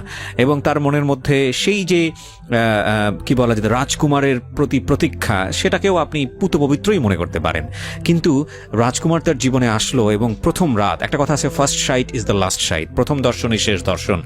প্রথম দিনই যে অভিজ্ঞতার মুখোমুখি হলো, এটা কয়জন মানুষের ভুলের কারণে? এটা আমি মনে করি বেশ কয়েকজন মানুষের ভুলের কারণে। প্রথম ভুলটা তার পরিবার থেকে, এবং যেই মা চোখ বড় করে পিছন দিকে চলে গেলেন, বা তার একটা বড় বোনও ছিল, তারা যদি তাকে একটু বেসিক এডুকেশনটা দিতেন, যেটা আমাদের ধর্মেও পারমিট করা হয়। হ্যাঁ, আমি কিন্তু এখানে ধর্ম বহির্ভূত কোনো কথা বলছি না, আমাদের ধর্মে অনেক বেশি পারমিট করা হয় এবং সুস্থ উপায়ে তাকে এইসব বিষয়ে জ্ঞান দেওয়ার জন্যে, এবং সেটা তিনি দেননি, পরিবারের কেউ দেননি। সো এটা একটা বড় রকমের ভুল। দ্বিতীয় ভুলের জায়গাটায় আপনি আসেন, এটাকে আপনি কিভাবে কনসিডার করবেন? দেখুন, সে একজন ডক্টর এবং সে এক্সপেক্টেডও ছিল, তার জীবনে কিন্তু এই ভদ্রমহিলা এক্সপেক্টেড ছিল, যে কারণে ফোনে কথাবার্তা হয়েছে, চেয়েছে, বিয়ে শাদী করেছে। তো এতটুকু পরিমাণ কনভারসেশন তো তাদের মধ্যে হতেই পারতো। আর যদি নাই হয়ে থাকে, যদি বুঝলাম যে ঠিক আছে সে অনেক বেশি হেজিটেশন ফিল করতেছে এবং সেই হেজিটেশনের জায়গাটা থেকে মেয়েটাকে সে রিসিভ করতে পারছে না, ঠিক আছে, তারপরে হয়তো বা সে ভুল করে এরকম একটা কাজ করে ফেলেছে, তাহলে এই লম্বা সময় ধরে বারবার হোল নাইট, এবং তার তো একটু হলেও ওই জায়গাটায় নিজেকে সংবরণ করাটা উচিত ছিল। তো সব কিছু মিলিয়ে যে ঘটনাটার যে রেজাল্টটা দাঁড়ালো, সেটা হচ্ছে একটা মেয়ে সুস্থ উপায়ে বা যে কোনোভাবেই হোক বড় হওয়া, এবং তার জীবনের যে চরমতম একটা স্বপ্ন, সেই স্বপ্নের মারাত্মক রকমের অপমৃত্যু। এবং এই অপমৃত্যুর কফিনে পেরেক মারলো হচ্ছে পরের দিন সকালবেলা তার মা, এবং যখন সে এক ধাপ পিছিয়ে গিয়ে বলল যে আমরা মনে হয় ভুল ছেলেটাই চয়েস করলাম, এটা তো তার মেয়ের মনের মধ্যে আরো বড় সন্দেহ তৈরি করবে, রাইট? সো আপনারা দেখুন, এই ঘটনাটিকে ওই বাংলা সিনেমার বাসর রাত হিসেবে দেখলে হবে না, আমি বরং এই ঘটনাটিকে এভাবে দেখতে চাই যে একটা মেয়ের জীবনের ভয়ানকতম রাত, এবং সেটা শুধুমাত্র খেয়ালির জীবন না, বাংলাদেশের অনেক মেয়ের জীবনে এরকম ঘটনা ঘটে। এবং আমরা মনে করি এই বিষয়গুলো নিয়েও আমাদের সচেতন হওয়ার প্রয়োজন আছে, কারণ সুস্থ সম্পর্কের ক্ষেত্রে প্রত্যেকটা বিষয়েরই সুন্দর বিন্যাস প্রয়োজন। জি, আমরা যেখানটায় ছিলাম আমি সেখান থেকে আবারও ফিরে আসতে চাই। আপনি আপনার মা এরকম একটা কথা বলে থাম করে পিছিয়ে গেলেন, তারপর? সেদিনটা এভাবে কেটে গেল অসুস্থতার মধ্যে শুয়ে থেকে। তো ঠিক সেদিন রাত্রে আমি ওনাকে ফোন করছি, নিজে থেকেই টেলিফোনে ফোন করছি ওনার চেম্বারে। আমার সমানে ব্লিডিং হচ্ছিল শরীর থেকে। মানে আমি 5 feet 5 inches, সেই হিসাবে আমার ওয়েট ছিল 45 kg। তো আমার এত ব্লিডিং হচ্ছিল, আমি তাকে ফোন করলাম যে তুমি আমাকে ডাক্তারের কাছে কি নিবা না? উনি ডাইরেক্ট বললেন, আমার কথাটা স্পষ্টভাবে মনে আছে, একটা পড়া মুখস্থ করার মতো, আমার আজও মুখস্থ আছে কথাটা তার। সে বলছে, আমি কিচ্ছু জানি না, কেন হয়েছে কি হয়েছে আমি কিচ্ছু জানি না, আমি এসবের রেসপন্সিবল না, আমি এসবের জন্য আমি মোটেও রেসপন্সিবল না, কি হয়েছে আমি জানি না, কেন ব্লিডিং হচ্ছে আমি জানি না। সে কথা বলে আমার তখন মনে হলো যে আমাকে কেউ 100 ভোল্ট Shock. আমাকে শক দিল, মানে আমি পুরো থ হয়ে গেছি। আপনি একটু মাইক্রোফোনের কাছে আসেন প্লিজ, আপনি একটু আমি ঘুরে। ওনার সাথে মানে কি বলবো আমি অ্যাকচুয়ালি বুঝতে পারছিলাম না, আমি অ্যান্সার কি দিব, রিপ্লাই কি হবে। তো এটা কি একটা মানে তর্ক বিতর্কে তখন বুঝি না, ফার্স্ট একটা পুরুষ। She was doctor, right? G, Very unfortunate. আর আমাদের এটা second day, Right. Day of second of our marriage life. Right. তো সেকেন্ড ডেতে তার সাথে আমি কিভাবে কনভারসেশন করব, আই ডিডন্ট নো দ্যাট। তো আমি শুধু তাকে বলছি যে ওকে ঠিক আছে, আমি ফোনটা রেখে দিয়েছি, উনিও ফোনটা রেখে দিয়েছেন। ওই দিনটা পার হয়ে গেছে। থার্ড ডে উনি আমাকে সকাল 11টার দিকে ফোন করছেন। ফোন করে উনি বলছেন যে ঠিক আছে, আজকে তোমার অ্যাপয়েন্টমেন্ট নিয়ে রাখছি, বিকাল 5টার দিকে রেডি হয়ে ক্লিনিকে চলে আসবা। তো আমার হাজবেন্ড যে ক্লিনিকে জব করতেন সেটার 2টা শাখা ছিল। তো একটা শাখায় উনি বসতেন, আরো ডক্টররা বসতেন, আর একটা শাখায় গাইনিকোলজিস্টরা বসতেন, যেখানে আরো অনেক ডক্টররা বসতেন। তো সেইখানে দ্বিতীয় শাখাতে নিয়ে যাওয়া হলো। উনি ওয়েট করতেছিলেন, আমি গেলাম। যাওয়ার পরে যে সিনারিটা দেখছি, উনি জাস্ট ওয়াইফকে রিসিভ না করে উনি দূর থেকে দেখতেছেন যে আমি রিক্সাতে নামছি। উনি ওইখান থেকে আমাকে ইশারা করে বুঝাইছেন যে ভেতরে আসো বলে উনি আগে আগে চলে গেছেন, আমি পেছন পেছন আসতেছি। আমি কিন্তু কিছু দূর গিয়ে মানুষের ভিড়ে তাকে দেখতে পাচ্ছি না। তো উনি দূরে থেকে আবারও আমাকে দেখে হাত ইশারা করলেন, মানে উনি জাস্ট ওয়াইফকে যে মানুষ নিয়ে যায় পাশে করে, এখন বুঝি যে ওয়াইফকে মানুষ সঙ্গে করে নিয়ে যায়। তো উনি জাস্ট হাত ইশারা করলেন, আমি চলে গেলাম। ঠিক আছে, পরে ডক্টরের রুমে নিয়ে যাওয়া হলো গাইনিকোলজিস্ট। উনি বসতে বললেন। উনি পার্সোনালি আমাদের চিনতেন, কারণ আমার দোলা ভাই ওইখানকার স্টাফ। সো বললো, পিচ্ছি তুমি কেমন আছো? আমি কই ম্যাম এরকম অবস্থা। তো উনি আমাকে জাস্ট চেক আপ করলেন, চেক আপ করে বললেন, বলে তোমার জামাইকে ভেতরে ডাকো। কি করে? আমি কই আপনাদের এখানকার স্টাফ। তো বলছে তাই, কি করে সে? আমি বললাম যে সে বিডিএস ডক্টর। ভিতরে ডাকো তাকে। তাকে ডেকে আনা হলো, তাকে বসিয়ে তখন বলা হলো যে এই ছেলে, এই পিচ্চির মেয়েটার সাথে কি করেছো? সে তো অনেক অসুস্থ, তুমি অ্যাটলিস্ট 15 দিন বাসায় আসবে না। তারপর আমাকে ডাক্তার 15 দিনের রেস্ট দিয়েছেন। তো 15 দিন উনি আসতে পারবেন না। ঠিক 15 দিন পরে উনি আমাদের বাসায় আসছেন। তো ফ্যামিলি মেম্বারদের সাথে কথা হয়েছে, তারা অনুষ্ঠানটা করবে যখন উনি এখান থেকে চলে যাবেন, মেবি 1 বছর পরে উঠাই নেওয়া হবে, এগুলো যেটা বলে ফ্যামিলি মেম্বারদের মধ্যে কথা হয়েছে। তো তখন আমার জামাই বলল যে ঠিক আছে 1 বছর পরে উঠাই নেবে, ততদিনে আমি তো এখানে থাকবো, আমার ইন্টার্নশিপ 1 বছরের এখানেই থাকবে, তো আমি মাঝে মধ্যে আসবো। উনি হোস্টেলে থাকতেন এবং মাঝে মধ্যে আমাদের বাসায় আসতেন। আমার বাবা একটা রুম তার জন্য দিয়ে দেন, বরাদ্দ করা হয় আমাদের বাসায় দোতলাতে পুরো একটা রুম আমাদের জন্য ছেড়ে দেওয়া হয়। সেখানে অল ফার্নিচার দেওয়া হয়েছে যাতে তার কোনো সমস্যা নয়, টেলিভিশন থেকে শুরু করে সবকিছু ওয়েল ফার্নিশড করে দেওয়া হয়েছে, কারণ সে এসে নীরব খামোশ। তো উনি আসলে নর্মালি থাকলাম, যেভাবে চলতেছে। প্রায় 1 মাস হয়ে গেছে আমাদের রিলেশনের, হাজব্যান্ড ওয়াইফের রিলেশন। উনি আসেন যান। আমার ভিতরে মেবি ধীরে ধীরে এক্সপেকটেশন অ্যান্ড ফ্রাস্ট্রেশন দুইটা গ্রো করতেছে। মানে আমি কিছু মিলাতে পাচ্ছি না, আর কিছু মিলিয়ে পাচ্ছি না। তো সব মিলিয়ে আমার ভেতরে অনেক বেশি হাহাকার শুরু হয়ে গেল। কেন? মানে অনেক প্রশ্নবোধক চিহ্ন। হোয়াই এটা কেন হচ্ছে? এখন আমার পুরো লাইফটা এখন ওকে ঘিরে। এখন এডুকেশন এক সাইডে চলতেছে, ফার্স্ট ইয়ার সেকেন্ড ইয়ার চলতেছে, বাট এই যে সময়টার মধ্যে সে আমার লাইফে আসছে, তার লাইফটাও আমি তার সঙ্গে কাটাচ্ছি। আপনি কি অনার্স করছিলেন তখন? কোন সাবজেক্টে? এটা হচ্ছে জুওলজি।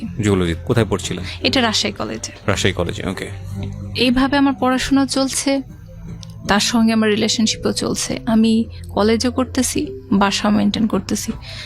তো তারপরে আমার বান্ধবীরা জিজ্ঞাসা করতো কেমন চলতেছে বলো। আমি কই হ্যাঁ উনি সুন্দর, এই সেই। তখন তো এখন সেলফি হয়েছে, তখন সেলফি নামক কই দেখি তো তোমার জামাইয়ের ছবি। তো ওনার ছবি যখন একটা মানে ফটোগ্রাফি একটা ছবি ছিল, সেটা বের করে দেখাইছি। বলছে একদম শাহরুখ খানের মতো দেখতে, চুলের স্টাইল, মানে সৌন্দর্য অনেক সুন্দর তোমার জামাই, একদম তো দেখে মনে হচ্ছে চাচা তো ভাই বোন। মানে আমার ফেস আর তার ফেস, অবশ্য তার ফেস অনেক সুন্দর, বাট একটা চোখ বড় বড়, মানে কানেকশনটা থাকে। তো আমাদের দুইজনের চোখ, ওরটা মেবি আরো বেশি বড়, নাকটা অনেক বেশি সুন্দর, সে অনেক ফর্সা, যাই হোক সে অনেক সুন্দর।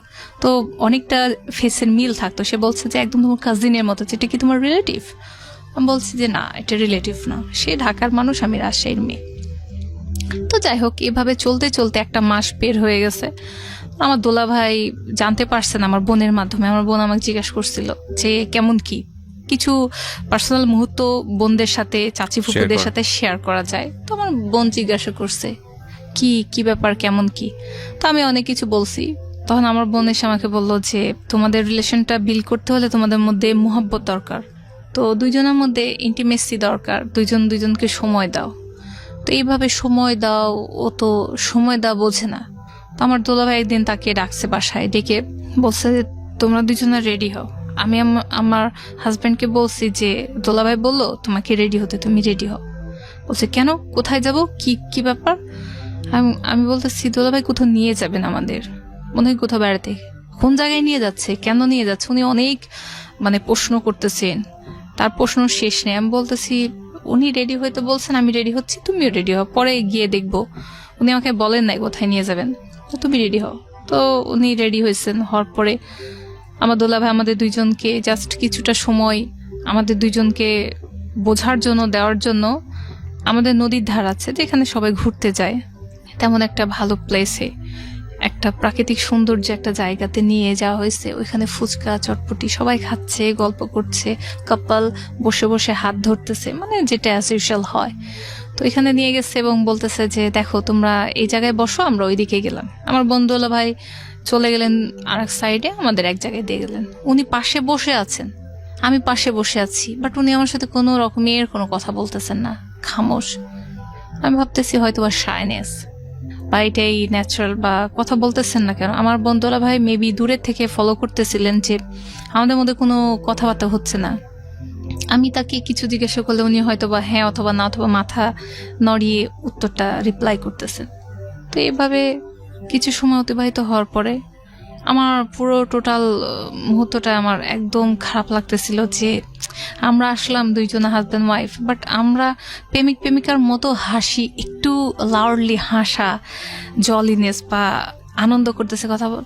আমিও চুপচাপ বসে রয়েছি, সেও চুপচাপ বসে রয়েছে, সেও সোজা দেখে, আমিও সোজা দেখি। আমাদের দুইজনের মধ্যে সে জিনিসটা একদমই মানে আমার ভেতর থেকে ফিল হচ্ছে না। উনি আমার সাথে সেভাবে আসতেছেন না, আমি ওনাকে পাচ্ছি না সেভাবে। আমার ভিতরে আরো বেশি খারাপ লাগতেছে, কি করব আল্লাহ, কেন এরকম হচ্ছে। চলে আসলাম, ব্যাগ বাসায় আসলাম। রাতে উনি এ নিয়ে ফার্স্ট ওই দিন রাত্রে, আমাদের বের 1 মাস পরে ফার্স্ট ওই দিন রাতে উনি আমার সাথে কিছু কথা কাটাকাটি করে। কেন তোমার ভাই আমাকে, তোমার দোলা ভাই আমাকে নিয়ে গেল, কেন নিয়ে গেল? ওকে, উনি এটা ঠিক মতো নেন নাই। তুমি আমার ওয়াইফ, তোমার সঙ্গে আমি তো ঘরে সময় কাটাইতে পারি, তোমাকে নিয়ে বাইরে যাওয়ার কি আছে? তোমাকে বোঝার জন্য আমাকে বাইরে নিয়ে কেন যাইতে হবে?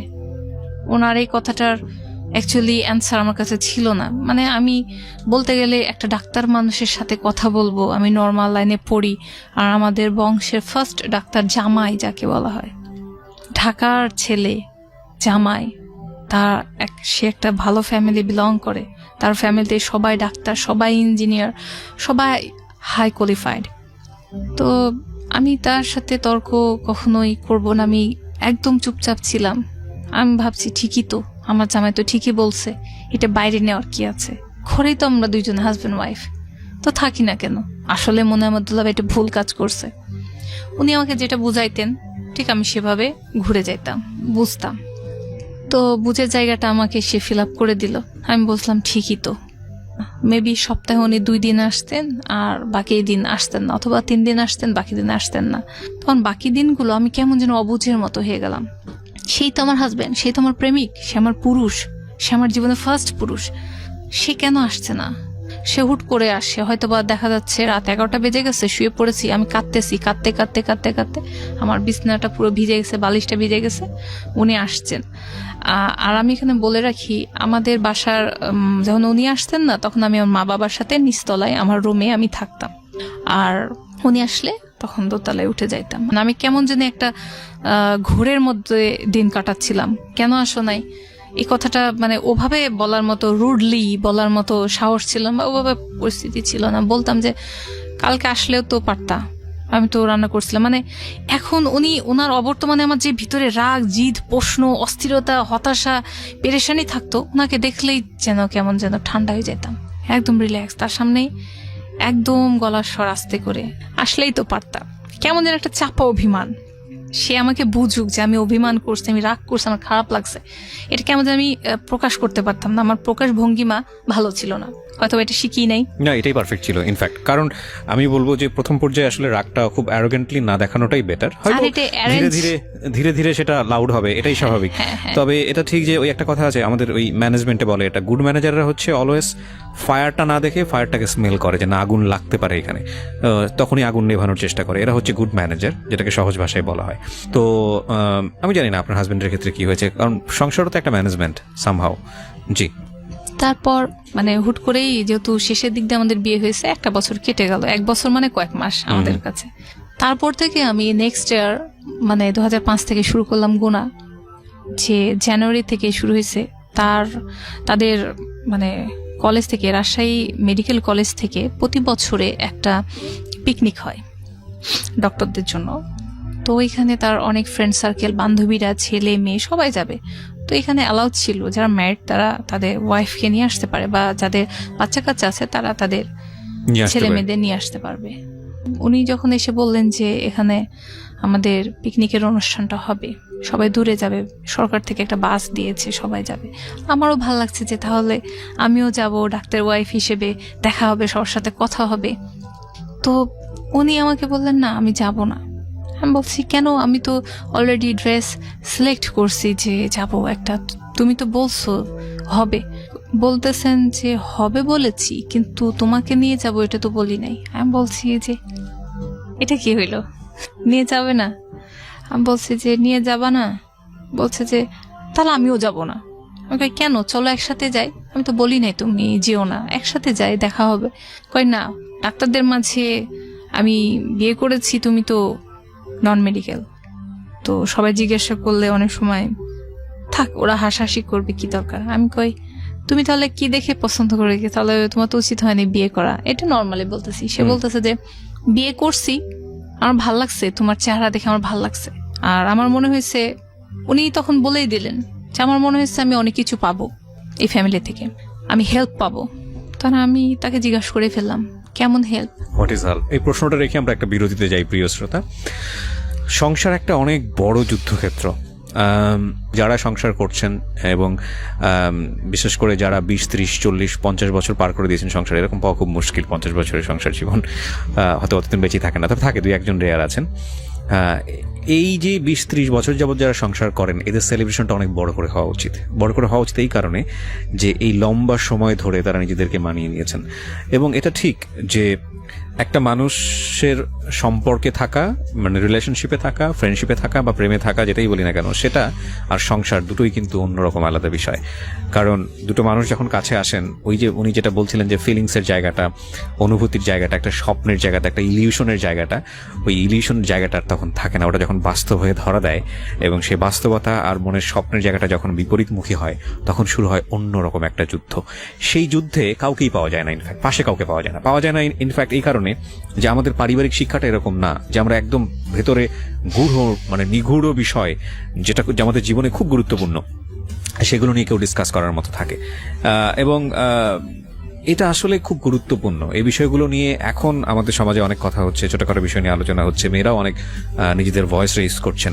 এবং আমার মনে হয় যে এই বিষয়গুলো সাইকিয়াট্রিক অ্যাঙ্গেল থেকে আরো বেশি পরিমাণে ডিপলি ব্যাখ্যা হওয়া প্রয়োজন। কারণ দুজন মানুষ যখন সংসার করেন, তখন দুজন মানুষের চলতে ফিরতে যে বিভিন্ন রকমের সমস্যা, সেই সমস্যা সমাধানের জন্য সেরকম ইনস্টিটিউট থাকা উচিত, সেরকম লেখাপড়া থাকা উচিত, সেরকম প্রতিষ্ঠান থাকা উচিত যেখানে গিয়ে মানুষ নিজেদের কাউন্সিলিংগুলো নিতে পারে।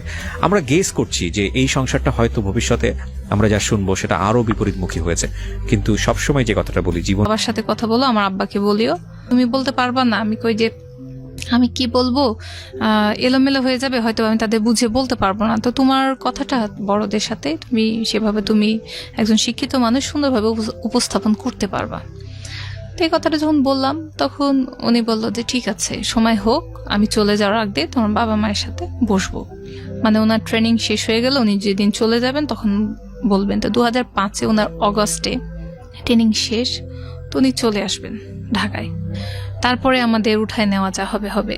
তখন ইন দ্য মিন টাইম ওর ফ্যামিলি থেকে কেউ আসেনি আপনাদের এখানে আপনাকে দেখতে না। বা কেউ করতে আসেনি? না না, Okay. তাদের যেহেতু বাবা ছিল না, তো পরবর্তীতে ধীরে ধীরে বুঝলাম যে এটাই নর্মাল, Okay. তাদের ফ্যামিলিতে এটা নর্মাল। কারণ মায়ের তেমন একটা অবস্থান তাদের জীবনে এটাই আছে যে তার মা মানে ধর্মীয় অনুশাসন অনেক পালন করেন, একদম 24 ঘন্টায় নামাজে আমার শাশুড়ি বসে থাকেন, কোরআন, নামাজ, খতম এইসব নিয়েই উনি অনেক ব্যস্ত।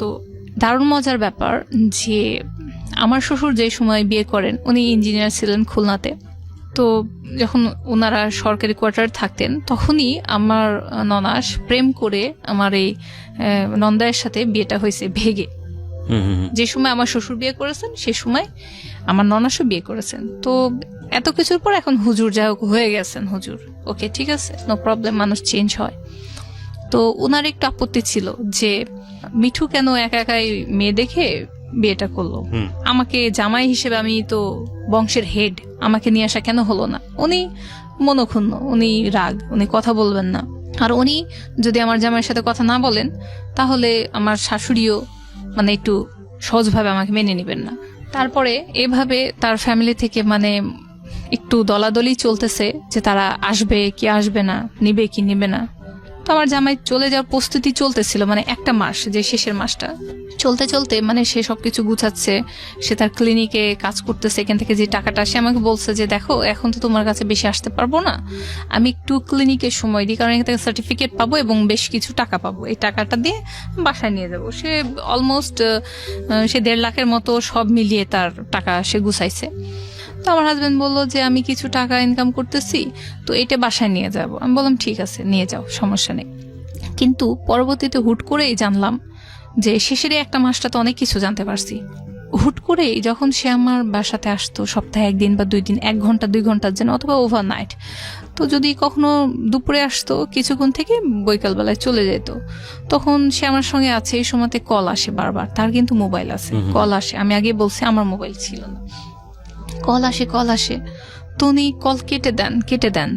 আমি তখন বলতাম যে কল রিসিভ করো, তো হয়তো তোমার কোনো ফ্রেন্ড। বলছে হ্যাঁ, ডক্টর রেমন নামে বা অন্য কোনো ডক্টরের নাম দিয়ে সেভ করা আছে। আচ্ছা। তো উনি কেটে দিতেন, আমি বুঝতাম না। আমি তো মনে করি হ্যাঁ ফ্রেন্ড সার্কেল, ডাক্তার মানুষ থাকতেই পারে, ডাকতেছে। উনি কাটতে এক সময় পুরো মোবাইল বন্ধ করে দেয়। আমি বলি যে তোমার ফ্রেন্ড ফোন করতেছে, কেটে দিচ্ছ বা সাইলেন্ট করে রাখো, কিন্তু ফোন বন্ধ করে দিলে অনেক পেশেন্ট তো ফোন দিবে তোমাকে এখন ডিউটির সময়, থাক বাদ দাও। তো আমার ভিতর থেকে কেমন যেন বলে না, মেয়েদের একটু সিক্স সেন্স একটু বেশি থাকে, মেবি সন্দেহটা আসাটাই স্বাভাবিক। হ্যাঁ, এটা থাকে। তো আমার কেমন জানি খটকা লাগতো। আমি দেখতেছি, আমি সন্দেহ করি না, কিন্তু বলতেছি সন্দেহ করি না, কিন্তু কেমন জানি খটকা লাগতেছে তার অ্যাটিটিউডে। সে কেটে দিচ্ছে, মোবাইল বন্ধ করে দিচ্ছে, তার ফ্রেন্ডরা তো ফোন করে, আমার সামনে রিসিভ করে। তো সে যখন ওয়াশরুমে বা বাইরে কোথাও একটু কিছু সময় জন্য যাইতো, এটা চোরামি বলতে হয়, এটা অভদ্রতা বলতে হয়, কিন্তু আমি সেই অভদ্রতা করেছি। তার মোবাইলটা অন করে, এটা জানি না ওয়াইফরা করে কিনা, সেটা ফার্স্ট আমার ছিল যে তার নাম্বার চুরি করা যাকে বলে, তার সেই নাম্বারগুলো আমি চুরি করছি। ডায়াল নাম্বার বা রিসিভ অত ভালো করে বুঝি না মোবাইল চালানো। তারপরে তার ডায়াল আর রিসিভ এরকম নাম্বারগুলো একটু টুকে নিয়ে তাড়াতাড়ি আবার মোবাইল বন্ধ করে রেখে দিয়েছি। এই অন্যায়টা করছি, কিন্তু করাটা আমার মানে আমার জন্য সুখকর হয় নাই। হয়তো অনেক কিছু না জানাই বেটার আমার জন্য ছিল। তো আমি তখন সেই নাম্বারটুকে নিয়ে বললাম যে মোবাইল নেই, সো এটা বাইরে গিয়ে, আগে দোকান এখনো আছে কিন্তু এখন সেটা নেই, বাইরে দোকানে গিয়ে, মোবাইলের দোকানে গিয়ে টাকা দিয়ে মোবাইল নিয়ে কথা বলতে হইতো। তো এখন আর মনে হয় সেটা হয় না। তো আমি দোকানে গেছি, মাকে বলছি মা কিছুক্ষণের সময়ের জন্য বাইরে থেকে আসতেছি। আমি বাইরে গিয়ে টাকা দিয়ে মোবাইলে দোকানে গিয়ে তখন নাম্বার ডায়াল করে, যখনই নাম্বার ডায়াল করছি ওই পার্ট থেকে আমার কাছে একটা আওয়াজ আসে মেয়ের। তখন আমি থ হয়ে গেছি, ডাক্তার রেমন মেয়ে। তারপর আমি বলছি হ্যালো আপু, আসসালামু আলাইকুম। তখন বলছে ওয়ালাইকুম আসসালাম। জি আপু আপনি, আমি একটা মানে অন্য একটা নাম বলছে, আপু আপনি এই না? বলছে না আমি রেনু। আপু আপনি জায়গাটা কোথায় ছিল আপু? আপনি না বলছিলেন আমাকে ফোনে, আমি ভুলে গেছি। আমি জাস্ট বানিয়ে আন্দাজেই কথা বলতেছি তার সাথে, মেয়ে মানুষ কথা বলাই যায়। আপু আপনার এখানে আসতে চাইছিলাম, আপনি ঠিকানাটা যে কি বলছিলেন আমি ভুলে গেছি, আপু আর একবার বলবেন? কেন ভার্সিটি এত নম্বর হল? সে যাক হলের নাম বলছে। আমি তখন ঠাস করে ফোনটা, তার নামটা শুনে, তার প্লেসটা শুনে, আমি লোকেশন শুনে আমি কেটে দিয়েছি। তখন আমি পুরা হয়ে গেলাম যে আমার হাজবেন্ডের হয়তোবা কোনো মেয়ে বান্ধবী আছে, এবং সেটা বান্ধবীর চাইতে একটু বেশি। সে ডক্টর রেমন না, সে একটা রাজশাহী ভার্সিটিতে পড়া, একটা ম্যাথের সাবজেক্টে পড়া একটা মেয়ে বান্ধবী। তো তার সাথে অ্যাজ ইউজুয়াল থাকবে মেডিকেল স্টুডেন্টদের সাথে বন্ধুত্ব, এভাবে একটা মানে ভার্সিটির মেয়ের সাথে নিশ্চয়ই এটা রিলেশনশিপটা অনেক গাঢ়। আর সে যেহেতু নামটা চেঞ্জ করে রাখছে, আমার খুব খারাপ লাগছে। আমি ওনার ক্লিনিকের সাথে চলে গেলাম, মানে বাসায় ফেরত নয়, আমি সেই বাইরে থেকে দোকান থেকে আমি তার ক্লিনিকে চলে গেছি। গিয়ে হুট করে আমাকে দেখে সে শকড হয়ে যায়, তুমি এখানে, আমাকে ফোন দিয়ে আসলো না, কেন আসছো, কি ব্যাপার? আমি কই তোমার সাথে একটু কথা আছে। বসো, বসায় রাখছে আমাকে। তারপরে তার অনেক পেশেন্ট ছিল, সে একটার পর একটা রুগী দেখতেছে, আমি বসে রয়েছি। বসে থাকতে থাকতে অলমোস্ট 2 ঘন্টার মতো হয়ে গেছে, অনেক রাত হয়ে যাচ্ছে। আমি সন্ধ্যা 7টাতে গেছি, 2 ঘন্টা হয়ে গেছে। আমি বলছি যে এখন পর্যন্ত সে আসে না, সময় দেন। আমি তো তাকে বাসায় নিয়ে গিয়ে তার সাথে আমি কথা বলতে পারবো না, কারণ হয়তোবা এই সাবজেক্টে কথা বলতে লাগলে আমার মা বাবা কিছু জানতে পারবেন, এটা ঠিক হবে না, শুভকর হবে না। তো আমি তার জন্য ওয়েট করতেছি যে সে আসবে, আমার সাথে কথা বলবে, হয়তোবা সে কিছু বুঝতে পারছে। আমি কিভাবে কথাটা উঠাবো আমি নিজেও বুঝতেছি না। পরে উনি আসছেন, ওনাকে আমি বললাম যে রেনু নামের কাউকে কি চেনো? রেনুকে তুমি রেমন নাম দিয়ে সেভ করছো? এই সেই রেমন, ডক্টর রেমন? তখন সে বলতেছে যে এই কথা এখানে বলার জন্য তুমি আসছো? এটা তো তুমি বাসায় আমাকে জিজ্ঞেস করতে পারতা। আমি বলতেছি যে আমি তো শিওর ছিলাম না যে তুমি বাসায় যাবা কিনা। আমার খারাপ লাগতেছে, আমি টোটালি কাঁদতেছি, অথচ সে আমাকে এমন ভাষায়, মানে কড়া ভাষায় সে আমাকে কথাটা বলতেছে, শুরু করেছে। হ্যাঁ, যেন আমি একটা অপরাধ করছি, আমি একটা মেয়ে মানুষে কেন ঘরের বউ হয়ে ক্লিনিকে আসলাম, আমি অন্যায় করলাম। মানে তখন আমারও মনে হচ্ছে যে ঠিকই তো, আমার মনে হয় বাসায় থাকা উচিত ছিল। তো আমার ভিতরে এত অস্থিরতা শুরু হয়ে গেছে যে প্রেমিকা, মানে এটা আমার কাছে শক। প্রেমিকা আছে, আবার মিথ্যা কথা বলতেছে। বাসায় চলে গেলাম, আমি বললাম যে তুমি তাহলে চলে আসো, বাসায় আমরা কথা বলবো। বাসায় গিয়ে ওয়েট করতেছি, উনি রাতে আসছেন, খাওয়া দাওয়া হয়েছে, সবকিছু হয়েছে। পরে আমি কান্নাকাটি করতেছি, মানে ওনাকে বলতে পারছি না, কান্নাকাটি করতেছি যে তুমি আমাকে এভাবে ধোকা কেন দিতেছো, কে মেয়েটা, তুমি আমাকে বলো। তখন সে বলতেছে এত কান্নার কি আছে, সে আমার এক্স লাভার। আমি তখন আমি কই যে তাহলে আগে কেন আমাকে বলো নাই? তখন বলতেছে শুনবা, এসব কথা শুনতে হয়, বলো, সমস্যা নেই, সব বলো, আমি শুনবো। তখন সে ওই রাতে, সারাটা রাত আমার মনে আছে যে ভোর একদম 6টা বেজে গেল, সূর্য উঠে গেল, সবকিছু হয়ে গেল, কিন্তু তার কথা শেষ হইল না। আমি সারাটা রাত জেগে তার কথা শুনতেছি, সবকিছু বললো সে, সবকিছু বললো। একটা ওয়াইফ হিসেবে মানে মানুষ অনেক রিয়াক্ট করে যে হ্যাঁ কেন আগে হয়নি। আমার মাথার মধ্যে কখনো আসে নাই যে তার প্রেমিকা থাকতে পারে, কি তার একটা লাভার থাকতে পারে, বা এত কিছু হইতে পারে। সে আমাকে সারা রাত বললো তার কয়টা প্রেমিকা ছিল, কিভাবে তার আসছে।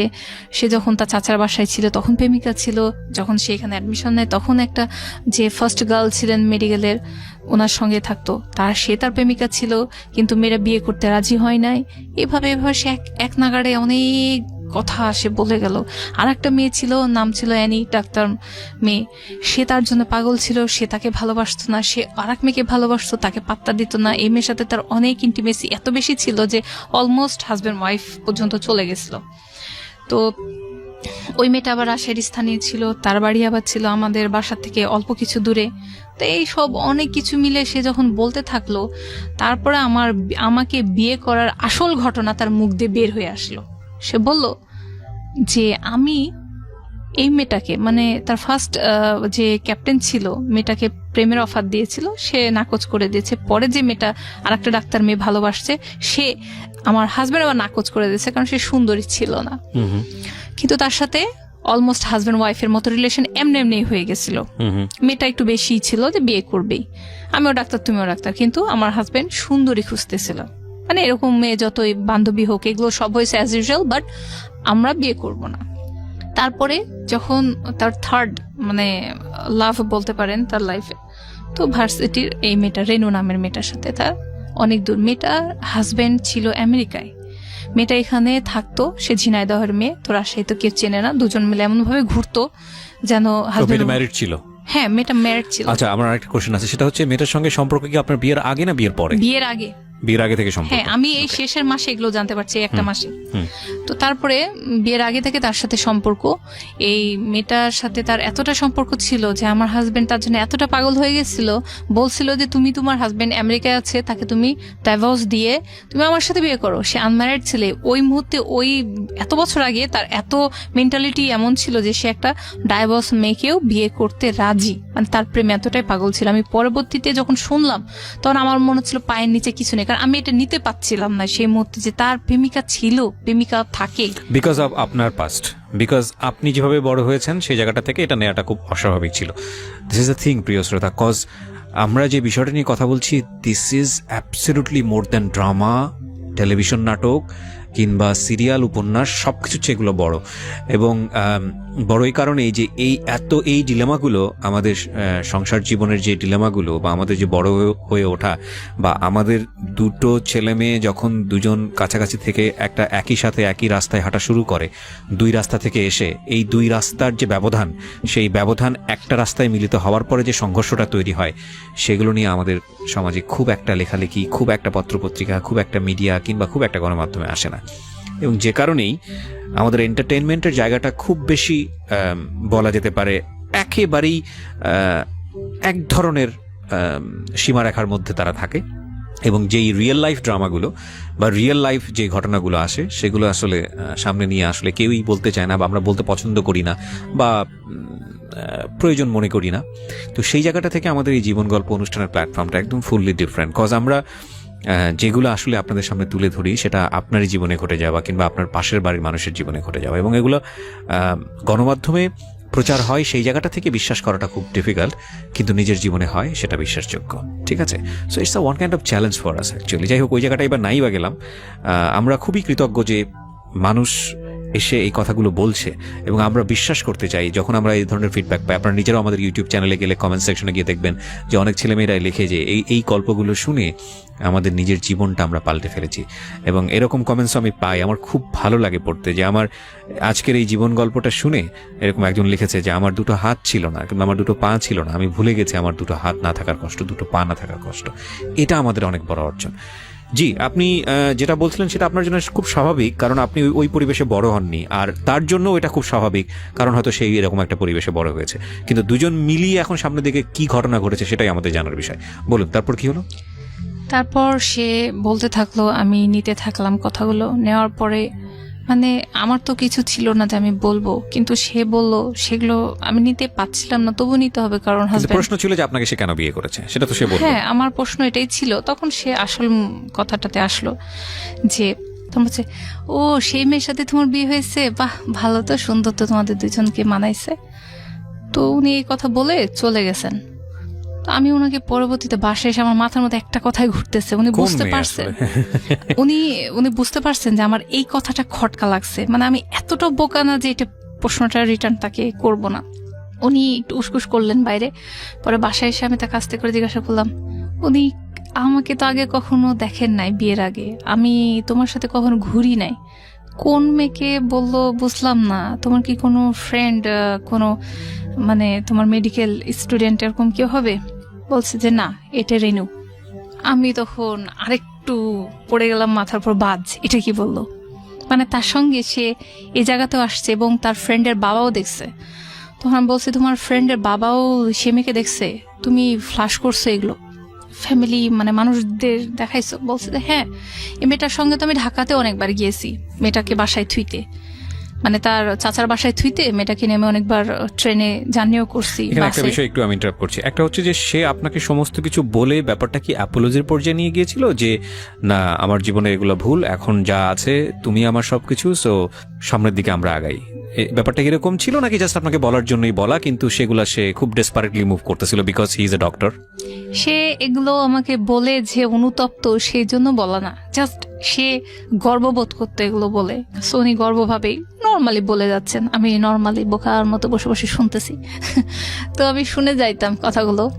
তারপরে কেমন লাগতো যে আসলে মেয়েটা খুব ভাগ্যবতী ছিল যে তাকেই ভালোবাসছে, আর অ্যাকচুয়ালি আমার সাথে বিয়েই করছে, ভালোবাসাটা মেবি আমার জন্য হয় নাই। তো ঠিক আছে, ওইখান থেকে আমি খামোশ হয়ে গেলাম। পরে উনি বিয়ের পরেও যে ওই মেয়ের সাথে দেখা করছে, এই কথায় কথায় সে বলে ফেলছে যে আমার বিয়ের পরে মেয়েটা আমাকে বারবার ফোন দিতেছিল, আমি তার সাথে যোগাযোগ করতেছিলাম না, তখন মেয়েটা বুঝতে পারছে, তখন বলছে যে তোমার লাইফে কি কেউ কোনো নতুন মেয়ে আসছে? তখন আমি বললি যে হ্যাঁ আমি বিয়ে করেছি। তখন মেয়েটা অনেক শকড হয়ে যায়। তখন আমার নাকি ছবি দেখাইছে, এক কপি ছবি দেখাইছে, দেখে বলছে এটা আমার ওয়াইফ। তখন সে মেয়েটা নাকি অনেক কান্না করেছে, তার সাথে দেখা করতে এসে অনেক কান্না করে পরে মেয়েটা চলে গেছে। এরপর থেকে নাকি মেয়েটা নিজে থেকে যোগাযোগ করতো না, বাট আই ডোন্ট নো সে যোগাযোগ করে কি করে না, কিন্তু বিয়ের পরে তারা যে দেখা করছে এটা আমার কাছে খুব অবাক লাগছে। আর একবার সে মানে বিয়ের কিছুদিন পরে যখন রোজা ছিল, তখন আমার হাজবেন্ড আমার কাছে অনুমতি চাচ্ছে যে আমি ইউনিভার্সিটিতে কিছু ফ্রেন্ড সার্কেলের সাথে রোজার ইফতারি করতে যাব, তুমি কি অ্যালাউ করতেছো? আমি বলছি যে হ্যাঁ, যাবো না কেন। আমি জানি নাই যে ভার্সিটিতে ইফতারি করতে মেয়েটার সঙ্গে গেছে বিয়ের পরেও। যাই হোক, সেও বিয়ের পরেও রিলেশনশিপটা মেনটেন করে চলে গেছে। তো আমার কাছে মনে হয়েছে এটা বোধহয় নর্মাল, ডাক্তার মানুষ করছে করুক, আমার কাছে এটাই মনে হয়েছে নর্মাল ডাক্তার। ঠিক আছে, উনি যখন এরকম করলেন, শেষে যখন সবাই ফেয়ারওয়েল দিতে চাইলো, ফেয়ারওয়েল দেওয়ার পরে আমাকে নিয়ে যাওয়া হলো। আমাকে বললো, নিয়ে যাওয়া হয়নি, আমাকে বলছে যে তুমি অমুক রেস্টুরেন্টে চাইনিজে চলে আসবা।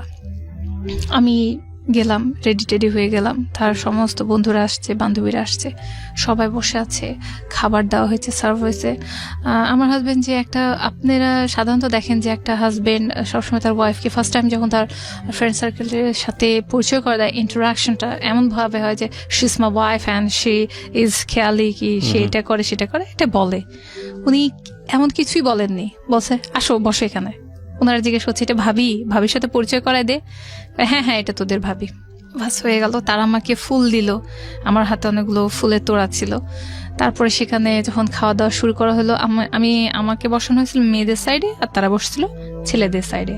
খাবার যখন সবার প্লেটে দেওয়া হচ্ছিল, আমি একটু এমন যে মানে হুট করে কোনো খাবার নিজের পাতে তুলে নিতে পারি না, মানে কেমন হেজিটেশন আসে ভেতর থেকে, যদি কেউ তুলে দেয় তাহলে নেওয়ার সাহস করি। আমি একটু বসেই আছি, ভাত প্লেটে ওরা সার্ভ করে গেছে, তো ছেলেগুলা মেয়েদেরকে খাবার তুলে দিচ্ছে।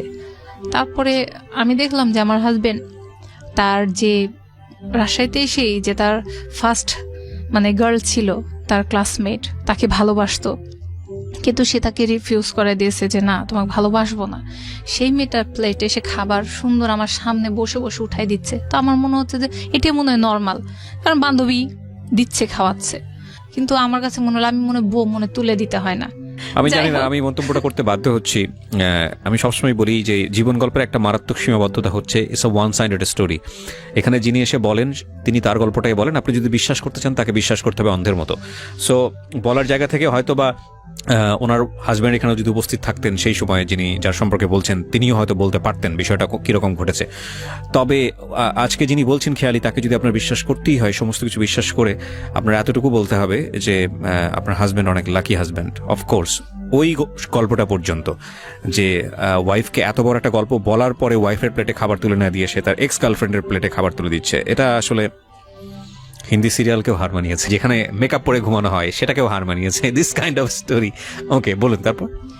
তারপর সে তাকে খাওয়াচ্ছে, আমিও খেলাম। যখন খাওয়া দাওয়া শেষ, আমরা যখন বাসায় ফিরতেছি, তখন রিক্সার মধ্যে উনিও পাশে বসা ছিলেন, আমিও পাশে বসা ছিলেন। আমি জানি না, আমার ভেতরও একটা ফ্রাস্ট্রেশন কাজ করলো, মানে ঠিক রাগ হইল।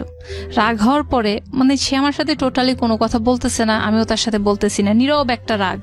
ঠিক আছে, আমি চাচ্ছি যে সে আমার সাথে একটু মুখ ফুটে কথাটা বলুক, আর বলুক যে সরি, ভুল হয়ে গেছে, আমি এই মেয়ের প্লেটে খাবার তুলে দিচ্ছি, বা তোমাকে টাইম দিলাম না, বা এটা কিছু, আমি এরকম একটা এক্সপেকটেশন করতেছি। সে সরি বলুক, অ্যাটলিস্ট সরিটা বলুক, আর কিছু না। সে পুরোই মুখের মধ্যে যেমন সেলাই করা থাকে ঠিক তেমন ভাবে বসে রয়েছে। আমি হাত থেকে সেই মুহূর্তে তার অ্যাটেনশন নেওয়ার জন্য জাস্ট হাত থেকে ফুলের তোড়াগুলো ছুঁড়ে রাস্তায় ফেলে দিলাম, রিক্সায় চলমান অবস্থায়। মানে একটা মানুষ তো রিয়াকশন করে, এই এটা করছো কেন? আমি চাচ্ছিলাম সে এটা বলুক, সে সেটাও বলে নাই। তুমি আমাকে ইনসাল্ট করছো এখানে ডেকে নিয়ে একটা ওয়াইফ হিসেবে, আমি এত বোকা গ্রাম থেকে উঠে আসি নাই যে তুমি আমার সাথে এরকম অ্যাটিটিউড করলা। এটা আমি বোঝানোর জন্য জাস্ট ছুঁড়ে ফেলে দিলাম ফুলগুলো, আমি কিচ্ছু বললাম না, সে আমাকে জিজ্ঞাসা করলো না। But he has no reaction. একটা জিনিস আমরা বুঝতে পেরেছি খেয়ালি, সেটা হচ্ছে যে ডে ওয়ান একদম প্রথম দিন থেকেই আপনাকে সে আপনার কথা যদি সত্যি হয়ে থাকে ভ্যালুলেস মনে করেছে তার লাইফে, এবং সে আপনাকে মান সম্মানের দিক থেকেও কোনো প্রকার তার প্রেস্টিজের জায়গাতে নেওয়ার জায়গাটাও মনে করেনি। মানে সে মনে করেছে যে আপনি তার, সহজ বাংলায় যদি বলি, আপনি তার যোগ্য নন, এবং সেই যোগ্য না হওয়ার জন্য সে সমস্ত জায়গায় আপনাকে যেভাবে মানে অপমান ঠিক বলবো না, মানে হিউমিলেট, এক্স্যাক্টলি, সো এটা করেছে। তো আপনার জায়গা থেকেও তো এটা অনেক আগেই বুঝে যাওয়া উচিত ছিল। সো আপনি কি ওই গল্পটা বলার পরে বা এরকম ঘটনা ঘটার পরে আপনি তাকে এই প্রশ্নটা করেছিলেন যে আমাদের ফিউচারটা কি হবে, বা তুমি তো আমাকে ইজি নিতে পারছো না, বা ওই মোমেন্টে নাকি সাহস করেননি? আসলে কিছুই কি তাকে বলেন নাই আপনি, নাকি বলছেন গো অন, দেখি সামনে কি হয়? সবসময় বললাম যে একটা আমাদের ফ্যামিলিতে এরকম ছিল, বিয়ে হয়েছে মানে একটা মেয়ের বিয়ে হয়েছে। আমার মা এখনো বলে যে তখনই একটা মেয়ে ঘর থেকে বের হবে যখন তার লাশ বের হবে। এটা কথার কথা, একটা মেয়ের নাকি একবারই বিয়ে হয়, একবারই স্বামী হয়, আর একবারই তার মৃত্যু হয়। যদি ধর্মকর্মই মানেন, আমি হ্যাঁ। মাফ করবেন আমি কথা বলার সাহস রাখছি, যদি ধর্মকর্মই মানেন তাহলে ধর্মের কোথাও তো ধরনের কথা বলা হয়নি। এটাই আমার আরো আসবো, মানে আমি আজ এখানে আসছি এই কথাটাই বলার জন্য। আমি আরো ডিটেলস আসি, এখনো শুরু হয় নাই, এখন তো শুধু আমার বিয়ে পর্যন্ত আগাইছে, এখনো আমার বাচ্চা হয় নাই, বা এখন আমার লাইফ আগায়নি। আমি বলতেছি সব বুঝবেন। জি প্লিজ। হ্যাঁ, তো এই হলো ঘটনা, বাস চলে আসলাম বাসায়। তখন আর সে আমার সাথে কোনো কথাই বলে না। আমি কাঁদতেছি, সে আমার কান্না, আমার এমন এখন হাসি পায় যে আমি এত একটা বোকা বউ ছিলাম। আমার যে লাইফের এতগুলো বছর কত কান্না করে বিছনার বালিশের জায়গাটা ভিজাইছি, আমি এত বোকা কেন ছিলাম, কান্না করেছি। আমি চাইছি সে আমার কান্নার শুনে পেছন থেকে একটু হাত বাড়িয়ে বলুক যে কেন কাঁদতেছো বউ, তুমি কেন কাঁদতেছো। আমি এই শোনার জন্য কোটি কোটি রাত, আমার কাছে এখন মনে হয় এটা কোটি কোটি রাত আমি কাঁদছি, অক্লান্ত রাত আমি কাঁদছি। আমাদের সাথে এরপর থেকে আমাদের ভিতরে আর সে হাজব্যান্ড ওয়াইফ এসে সম্পর্কটা সেটা হইতো না, মানে একেবারে রেয়ার, আর নাই। মানে বলতে গেলে সারা মাসে আমাদের মধ্যে স্বামী স্ত্রীর মধ্যে সে রিলেশনশিপ ছিল না। আমি সারা রাত কাঁদতেছি, আমার খালি মনে হতো কি আমার কান্নার আওয়াজ সে পায় না। পরে উনি চলে গেছেন ঢাকায়, তারপরে উনি আবার আসছেন, এসে ঈদের সময় আমাকে নিয়ে গেলেন পরের বছরের ঈদ। আমি আসলাম, অনুষ্ঠান হবে বলছিল, অনুষ্ঠান হয় নাই। আমার হাজবেন্ড আমার বাবার সাথে কথা বললো যে অনুষ্ঠান হতে যে টাকা পয়সা খরচ হবে, মেহমানরা আসবে, সেটা দরকার নেই, ওইটা আপনি আমাকে দিবেন, এভাবে খরচ করার দরকার নেই। আমার অনেক বড় বড় রিলেটিভ আছে যারা হচ্ছে ঢাকা শহরে আছেন, অনেক বড় পোস্টে আছেন। তারা বললেন যে না, মেয়েকে গহনা বানিয়ে দাও, টাকাটা দিয়ে তাকে এভাবে দিও না, নগদ টাকার কোনো হিসাব থাকে না, এটা একসময় পরবর্তী দিকে এটা খারাপ হইতে পারে, এটা আপনারা গহনা দেন। তো আমার মা ছিল খুব জামাই ভক্ত। তো আমার মা বললো যে না, জামাই যখন চাচ্ছে যে সে একটা কিছু করবে, একটা ক্লিনিক দিবে, সো টাকাটা আমরা নগদেই দিই। তারপর আমার বাবা তাকে নগদে টাকা দিলেন, সে টাকাটা নিয়ে নিলেন। আর তারপরে আমার বাবা যেহেতু গভর্নমেন্ট সার্ভিস হোল্ডার ছিলেন, উনি তো রিটায়ার হওয়ার পরে টাকাটা তাকে এভাবে দেওয়া হয়েছে। ঠিক আছে, দিচ্ছেন, ভালো কথা। উনি ওইটা নিয়ে চেম্বারও খুলছেন, সবকিছু হয়েছে।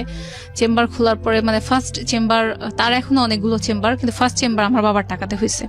তো এভাবে চলতেছে। পরে হুট করে 3টা বছর এভাবে দেখতে দেখতেই, মানে 4-এ বিয়ে হইলো, দেখতে দেখতে 6 চলে গেল, 7-এ আমি প্রেগনেন্ট। এখানে একটু বলি, আপনি তখন ঢাকাতে নাকি রাজশাহীতে? ঢাকাতে চলে তখন আসছি। ঢাকাতে এসে আলাদা হ্যাঁ, থাকছেন? আচ্ছা, আলাদা না, ওনার বাড়িতে? তাদের বাসাতেই থাকতেছি। আচ্ছা, তাদের বাসাতেই থাকছি ফ্যামিলির সঙ্গে। তো ওনার সঙ্গে যখন থাকতে থাকলাম, তো তারপরে হচ্ছে উনি চেম্বার দিলেন। হুট করে যখন প্রমাণ হইলো যে হ্যাঁ আমি প্রেগনেন্ট হয়ে গেছি, তারপরে ওনার মা সহজভাবে নিছেন, আর উনি এটা সহজভাবে নেন নাই। ঠিক আছে, আর এই জায়গাটা প্রেগনেন্সির ব্যাপারে এখানে বলি, উনি কিন্তু এর আগে রাজশাহীতে যখন আমি ছিলাম, আমি 2-2বার প্রেগনেন্ট হয়ে গেছিলাম তার ভুলের কারণে। উনি 2বারই কিন্তু বাচ্চা নষ্ট করছেন, এটা আমার মা বাবা আজও জানেন। আজ আমি ফার্স্ট টাইম আপনি রেডিওতে বললেন, অন এয়ারে এসে বললাম, কারণ এখানে কোনো কিছু লুকানোর নেই।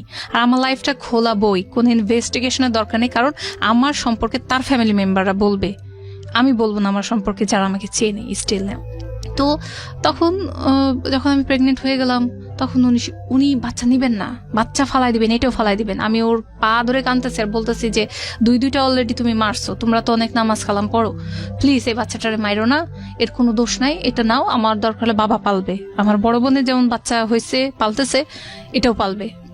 তো এই কথাটা আমার শাশুড়ি পাশের রুম থেকে শুনছে, দিয়ে আমার হাজব্যান্ডে ডেকে বলছে যে এটা কি হচ্ছে, তুই কি বাচ্চা ফেলে দিতে যাচ্ছিস, তোর বউ কি প্রেগনেন্ট?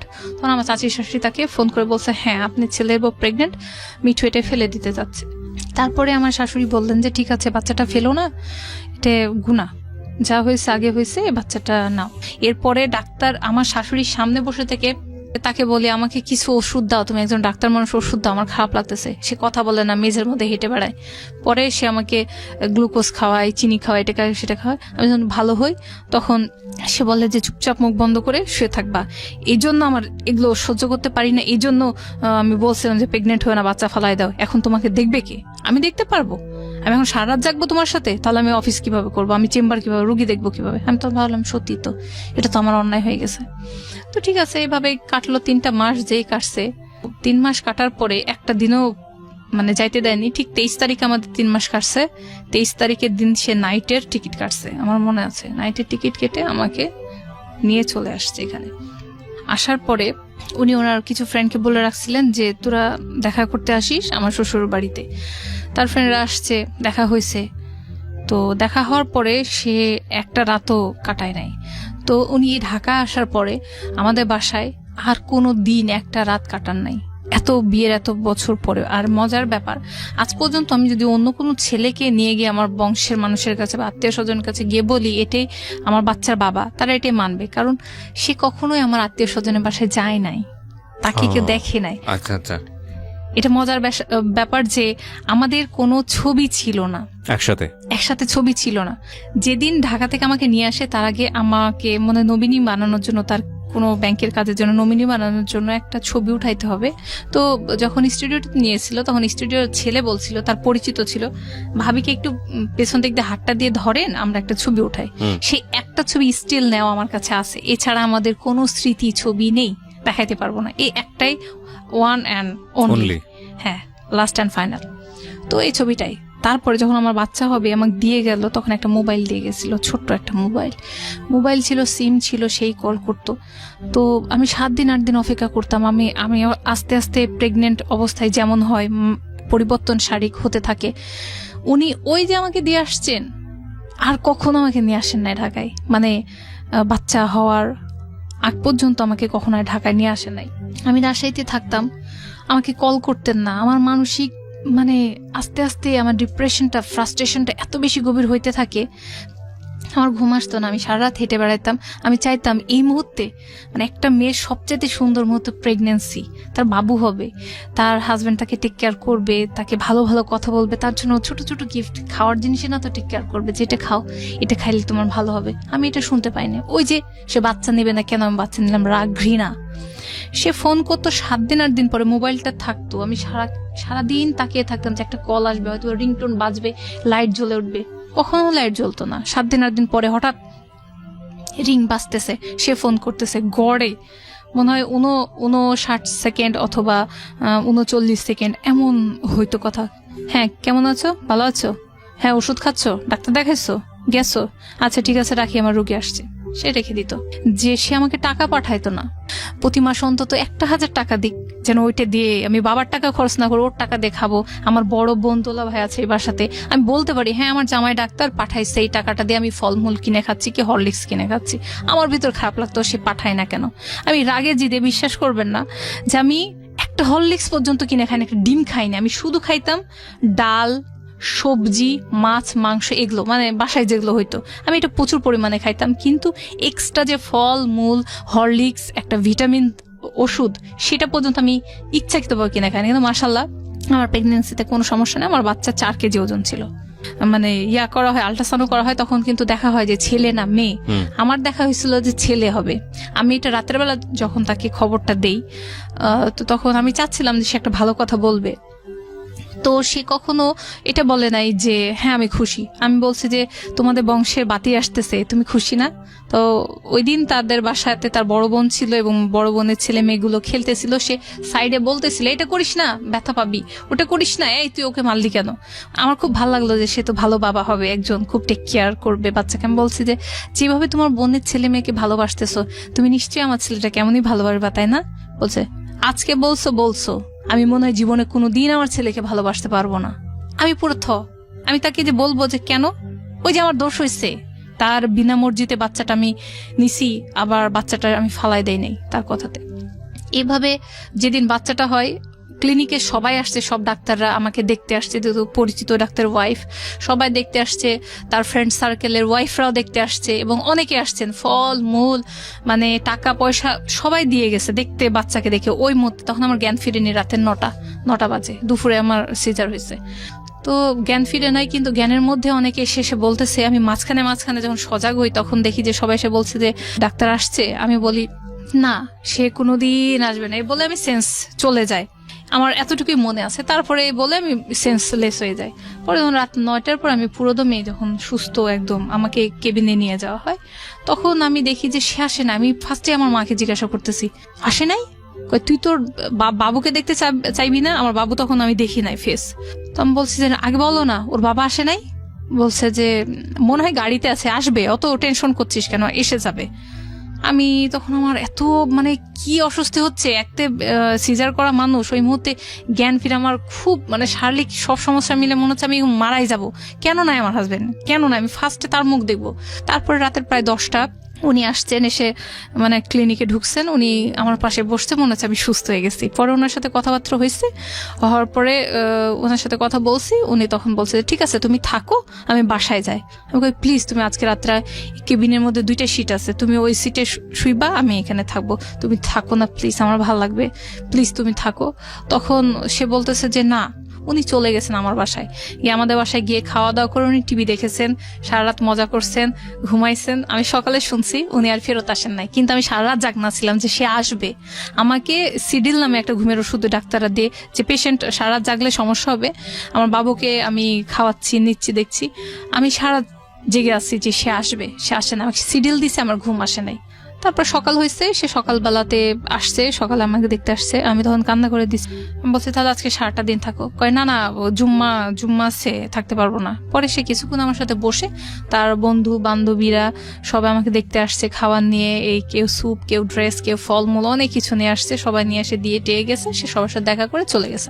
আমি চাচ্ছি সে আমাকে সময় দিক। সে মাত্র 2টা দিন আমাদের রাজশাহীতে উপস্থিত ছিল। ঠিক 2 দিন পরে যখন 3 দিনের দিন আমাকে ছেড়ে দিবে, সে 2 দিনের পরে থাকবে না। তারপরে আমার বাবারা বলল যে বাবা, ওকে একবার রিলিজটা নিয়ে বাসায় দিয়ে তুমি পরে চলে যেও। তখন ও কষ্ট করে থাকছে, থাকার পরে আমাকে বাসায় দিয়ে দুপুর 1টার দিকে রিলিজ হয়েছে।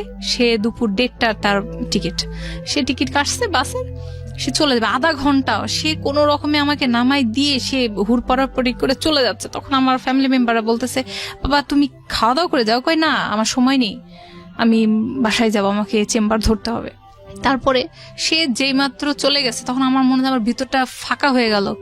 2টা দিন, এত মাস পরে আমার হাজবেন্ডকে আমি দেখছি, আর সে এতদিন পরে এসে চলে গেল। আমি এত কান্না করতেছি, আমার ফুপিরা বলতেছে এই তো শিলাটা ফেটে যাবে, পেটটা ফেটে যাবে। আমি যে কেমন একটা হয়ে গেলাম, কাঁদতে মানে একদম সেন্সলেস হয়ে যায়। মানে আমি কিছুক্ষণ পরেই অজ্ঞান হয়ে গেছি। কেন আমার বাচ্চাটা হলো, আমার বাচ্চার কপালটা খারাপ হয়ে গেছে। তার দাদি ফোন করে না, তার ফুপিরা ফোন করে না, তার চাচারা ফোন করে না। কেন করে না? আমার বাচ্চাকে কেউ ফোন করতো না, তার বাবা ফোন করতো না ঠিক মতো। তারপরে একদিন হঠাৎ করে ওর বাবা বলতেছে, এই আমি কাঁদতেছে, বলতেছি তোমার আম্মা কেন ফোন করলো না? আমার কেমন জানি জিদ ভেতর থেকে তখন চলে আসলো ওই অপারেশনের পরে। বলছে কেন তোমার আম্মা ফোন করলো না, বলো কেন করলো না। সে তখন বলতেছে, এই তুই এত কথা বলতেছিস, তোকে আমি তালাক দিয়ে ছাড়বো। তো তখন থেকে তার মুখে তালাক শব্দটা চলে আসলো। তখন সেই কথাটা বলে ফোনটা কেটে দিয়েছে। আমি আমার মাকে বলছি এরকম ব্যাপার, সে বলতেছে। তখন আমার অবস্থা কান্না দেখে আমার মা তখন ফোন করলো। আমার শ্বশুর ওই সময় বাসায় আসছিলেন, আমার শাশুড়িকে আমার শ্বশুরকে ফোন করলো। তখন আমার শ্বশুর বলছে, হায় আমার ছেলে এইসব বলেছে। আমি কথা বলতেছি, বিয়ান আপনি এত বেশি টেনশন নেন না। তারপরে আবার এভাবে চলতে আমার বাবুর হয়ে গেল অলমোস্ট 4 মাস হয়ে গেছে। 4 মাস শেষ হয়ে গেছে। তারপরে আমার শ্বশুর, আমার এক মামাতো দেবর, আর সে আমাকে নিতে আসছে, ঢাকায় নিয়ে যাবে। ঠিক আছে, একটা ছোটখাটো গেট টুগেদার হলো, আমার মারা অনেক আয়োজন করলো, এর মধ্যে আমাকে বিদায় করে দিল। তখন বিদায় করে তাদের সাথে দিয়ে দেয়। তখন আমার বাবাও আসে আমার সঙ্গে, আমার মাও আসে। কিন্তু আমার বাবা মা থাকতে পারেন নাই, একটা আমাদের বাসায় অ্যাক্সিডেন্ট হয়েছিল, তাদেরকে ইমিডিয়েট চলে আসতে হয়। চলে আসার পরে আমি বাচ্চা নিয়ে টোটালি একা। একদম একটা, আমি বলতে গেলে সে সময় ছোট মানুষ, সংসার বুঝি না, বাচ্চা কাচ্চা বুঝি না। আমি তখন এতদিন মায়ের বাসায় থাকছি, এখন হাজবেন্ডের বাসায় আসছি, কিভাবে বাচ্চা পালবো। তখন হুট করে আমার মানে ননদের স্বামী, সরি ঢাকায় ননাস বলে, ননাসের স্বামী বলল যে তাকে কেন নিয়ে আসছেন, তাকে আমরা গিয়ে নিয়ে আসতাম, আপনারা কেন অনুষ্ঠানটা না করে তারা বাচ্চাকে নিয়ে আসলেন। মানে আমার ননদের স্বামীর একটা জিদ ছিল যে বিয়েতে আমরা নিয়ে আসতে পারি নাই, অন্তত বাচ্চা এসে আমরা নিয়ে আসবো। ননদের স্বামী তখন বললেন যে আম্মা আপনি আপনার ছেলের বউকে আলাদা করে দেন। মানে হুট করে আমার 22 দিন, আমি ঢাকায় আসছি 22 দিন, আমি তখন কিভাবে রান্না করে আলাদা খাবো। মানে একটা বাচ্চা সিজার করা মেয়েরা মনে হয় যে 2 বছরেও স্বাভাবিক নড়াচড়া হইতে করতে পারে পারে না, না, right. আমি মাজা নিচু করে অনেক কাজ করতে পারি না, তো মানে আমি বাঁকা হইতে পারি না। তো এই অবস্থায় সে বলছে যে আলাদা করে দেন। আমি আগে এমন ছিলাম যে যদি শাশুড়ি কিছু বলতো তো একটা প্রতিবাদ করা বুঝতাম না, হ্যাঁ শাশুড়ি আলাদা করে দিয়েছে মানে এটাই হইতে হবে, বাবা আমি কি বলবো, এটাই তো নিয়ম। তো আমি বলতেছি আম্মা আমি রান্না, আমি জিনিসপাতি হাঁড়ি পাতিল কিনে এনে দিতেছি, ফার্স্টের দিন আমি রান্না করে দিতেছি, আলাদা হয়েছে মানে আলাদা। আমার তখন জাল, মানে আমার জাল বলতেছে খেয়ালি তুমি প্রতিবাদ কেন করো না, তুমি প্রতিবাদ করবা। মানে সে তো অনেক মিডিয়া জগতেরই এক বড় বলতে পারেন যে ব্যক্তিত্ব, তার বোন, তার ছোট বোনের সাথে আমার ভাসুরের বিয়ে হয়েছে, সে অনেক অ্যাডভান্স ছিল, উনি ঢাকা শহরের মেয়ে, তো ওনারা অনেক বড় ফ্যামিলি। তো সেই মেয়ে মানে আমার জাল আমাকে অনেক বেশি পছন্দ করে।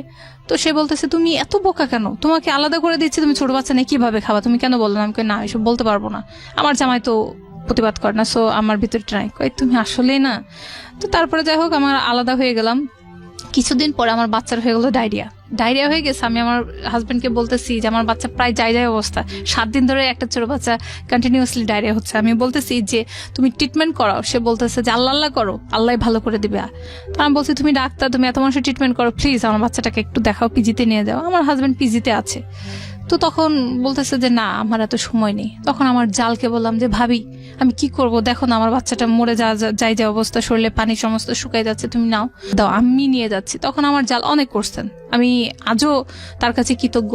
সে আমার বাচ্চাকে নিয়ে ট্রিটমেন্ট করাইছে, বড় ডাক্তার দেখাইছে, বড় ডাক্তার যেভাবে যা করছে আমার ছেলে বেঁচে ফিরছে, ঠিক আছে, উনি কিছুই করেন নাই। তো এভাবে আমার ছেলে আস্তে আস্তে বড় হতে থাকলো। আমার হাজবেন্ড ধীরে ধীরে ভাবলাম যে মনে হয় চেঞ্জ হয়ে যাবে। এমনও আমার মনে আছে যে এমনও কোনো দিন যায় নাই যে শুক্রবারে, অ্যাকচুয়ালি শুক্রবার মানুষের ছুটি থাকে, আমি আমার হাজবেন্ডকে দেখি নাই।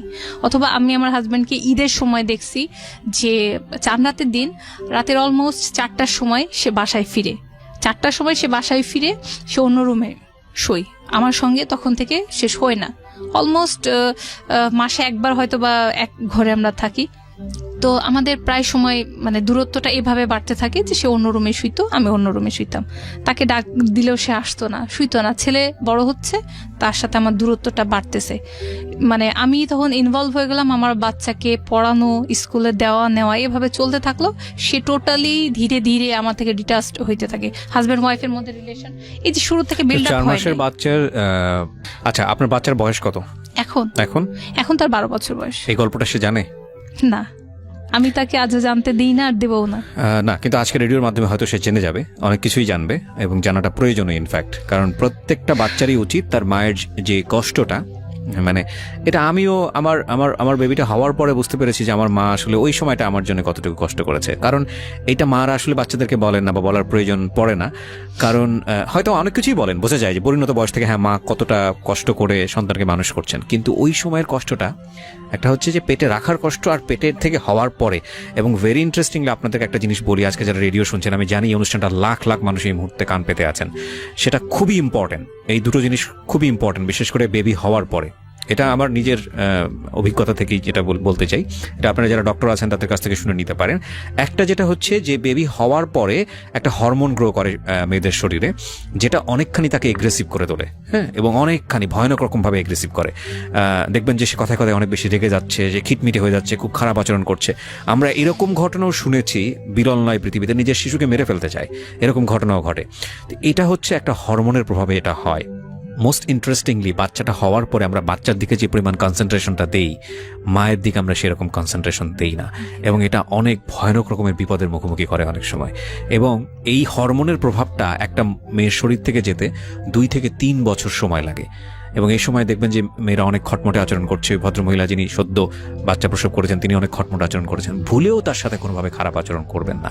শুধু মনে রাখবেন যে তিনি এটা ইচ্ছা করে করছেন না। আর এই মহিলার ক্ষেত্রে কেসটা তাহলে কি ছিল? শুধু এই মহিলা না, এরকম বাংলাদেশে অসংখ্য ঘটনা আছে যেটা এইরকম ডিজাস্টার মোমেন্ট তাদেরকে ফেস করতে হয়। আমরা আসলে অনেক বড় বড় কিছুর হিসাব রাখি, জিডিপির হিসাব রাখি, প্রবৃদ্ধির হিসাব রাখি, দেশ উন্নয়ন হচ্ছে এসবের হিসাব রাখি, কিন্তু ঘরের মধ্যে একটা মানুষ নিজের জীবনে কত বড় স্যাক্রিফাইস করছেন সেই হিসাবটা আমরা রাখি না এবং রাখার প্রয়োজনও মনে করি না। অথচ ওই জিনিসটা না ঠিক থাকলে আসলে কোনো কিছুই ঠিক থাকে না। একটা কথা আছে, তোমার ঘর ঠিক তো সব ঠিক, ঘর ঠিক না তো কিছুই ঠিক না। আচ্ছা, যেখানটায় আমি ছিলাম খেয়ালি, আপনি যেটা বলছিলেন যে আপনার বাচ্চাটা মানুষ করার গল্প এবং একই সাথে আপনার হাজবেন্ডের যে অবস্থাটা, তালাক দেওয়া বা এই জাতীয় কথাবার্তা এবং ডিজাস্টার একটা মোমেন্ট ফেস করছেন, আলাদা হয়ে গেছেন ওই সময়ের গল্প। তারপর এই সময় আমাদের দূরত্ব এত বাড়তে থাকে, ধীরে ধীরে বাচ্চাটা বড় হতে থাকে। মিডিলে এক সময় তার জীবনে অনেক ফ্রেন্ড সার্কেল অ্যাড হয়ে যায়। তো ফ্রেন্ড সার্কেল অ্যাড হওয়ার কারণে তার ক্লিনিক কিন্তু অনেক বাড়তে থাকে, ধীরে ধীরে 1টা থেকে 2টে, 2টে থেকে 3টে। সে কিন্তু অনেক ক্লিনিক পরিচালনা করতে থাকে, আদার্স গেস্ট হিসেবে গিয়ে সে ট্রিটমেন্ট করে আসে। যাই হোক, সে এখন অনেক বিজি মানুষ। তারপর হুট করে আমার বাচ্চাটা একটু বড় হয়ে গেল, ফ্রেন্ড সার্কেলের সাথে তার মানে এমনও দিন গেছে সে বলছে আমি ওই বন্ধুর সাথে আমি একটা ব্যাংকে লোনের জন্য যাচ্ছি, তো আমি সারাদিন আসতে পারবো না। পরবর্তীতে জানতে পারি যে সে তার ওইসব বন্ধুদের সাথে অ্যাকচুয়ালি টাকার হিসাব, ব্যাংকের কাছে লোন নেওয়ার হিসাব করতে গিয়ে সে কোনো দেখা যাচ্ছে মেয়ের সাথে গিয়ে বসে থেকে লাঞ্চ ডিনার এরকম সারতেছে। আমি এটা কিভাবে জানতে পারি? এক সময় হুট করে মানে আমি ফজরের নামাজ পড়ে উঠে যখন কোরআন শরীফ পড়ি, তখন সে আমাকে বলতেছে যে তুমি আমার মোবাইলে হচ্ছে একটা রেকর্ডিং আছে, একটু শুনে দেখো। একটা গন্ডা মাস্তান তার কাছে যেটা টাকা পণ বা চাই যে হ্যাঁ আপনি ক্লিনিক দিচ্ছেন, আপনাকে টাকা দিতে হবে। তো আমার চাচা যেহেতু ওসি ছিলেন, তো ওনাকে শোনাইতে হবে, এই জন্য আমাকে বলছে তুমি আগে শোনো, পরে ওনাকে বইলো। তো উনি ওনার মোবাইলে পাসওয়ার্ডটা খুলে দিয়ে উনি আমাকে মোবাইলটা দিয়ে বললেন যে তুমি শোনো। তো আমি ভোরবেলাতে আমার কাজ শেষ করে আমি শুনতেছি। এই সময় শুনতে গিয়ে অনেক কিছু মানে তার ভয়েস রেকর্ড ছিল, সে তার ফ্রেন্ডদের সাথে কিভাবে কি বলছে, তার আদার ফোনগুলো আপনি শুনে ফেলেন? হ্যাঁ।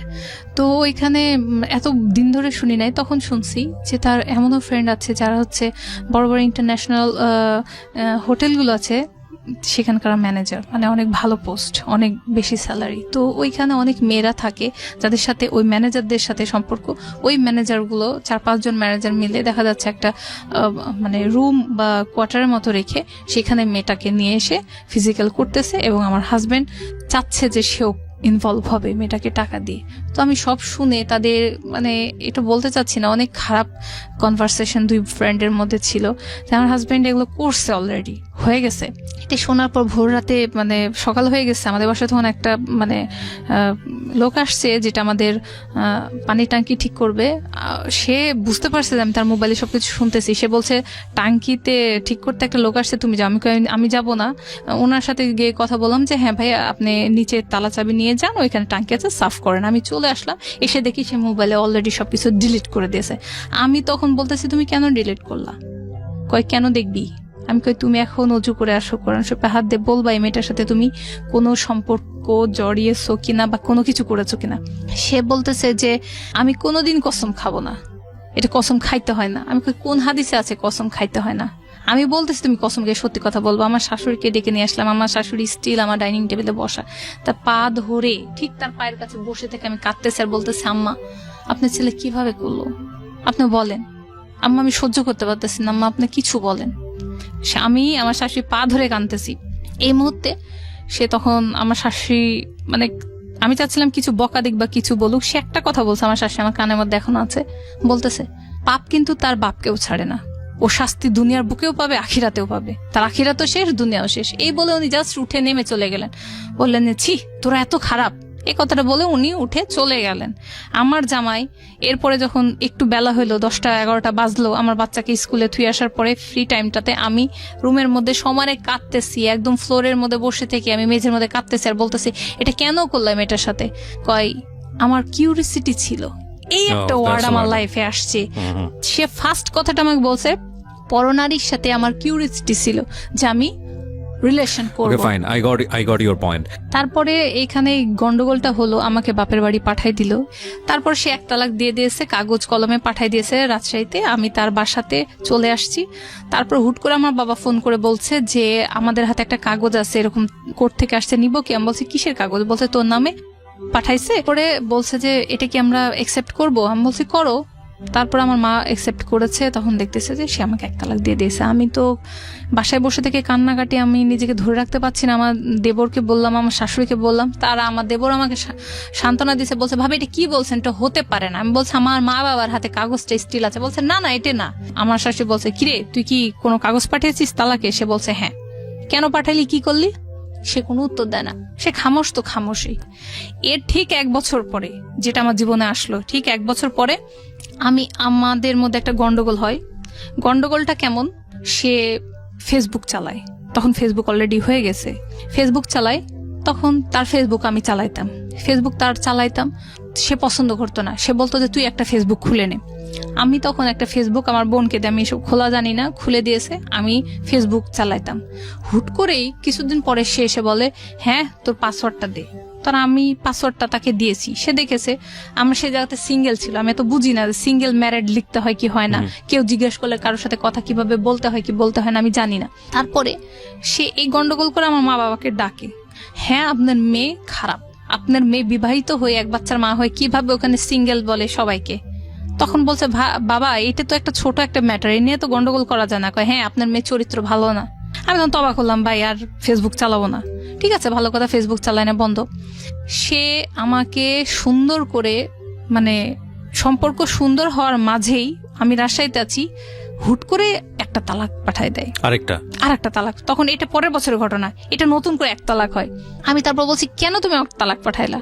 তখন সে বলে যে দরকার ছিল। তারপর আমি তার বাসায় আবার আসি। বাসায় আসার পরে তখন আমাদের মধ্যে শেষের দিকে রিলেশনটা এমন হয়, ফেসবুকের মানে এইসব নিয়ে রিলেশনটা এমন হয়, সে শেষমেশ আমাকে বলতো আমি তোর খারাপ ভিডিও বানাবো, এটা তুই আমাকে বানাইতে দিবি। আমি কই তোমার আমি বাচ্চার মা, তোমার সাথে এতগুলো সংসার কাটাইছি, তুমি ভিডিও কেন বানাবা? আমার দরকার আছে, আমি ডাকবো। সে আমার ভিডিও বানাইতে চাই। তারপরে আমি যখন বললাম যে আমি বুঝতেছি না হ্যাঁ বলবো কি না বলবো, আমি আমার মাকে বললাম যে আমি কি করব। বলছে খবরদার তুই এটা রাজি হোস না। সে কি করবে বুঝতেছি না।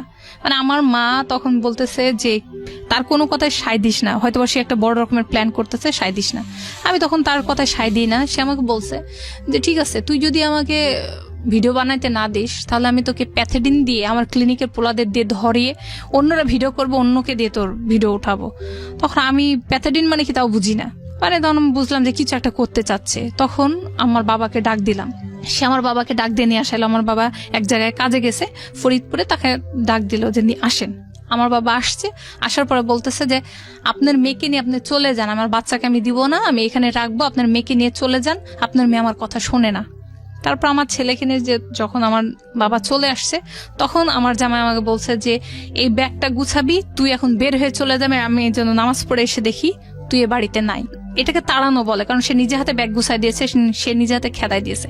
এখন সে কিছুক্ষণ পরে পুলিশ কেস করে, মানে আমাদের চলে আসার পরে দুপুরের দিক দিয়ে পুলিশ কেস করে, বলছে যে এরকম জিডি করাইছে যে আমার ছেলেকে নিয়ে আমার শ্বশুর ভেগে গেছে।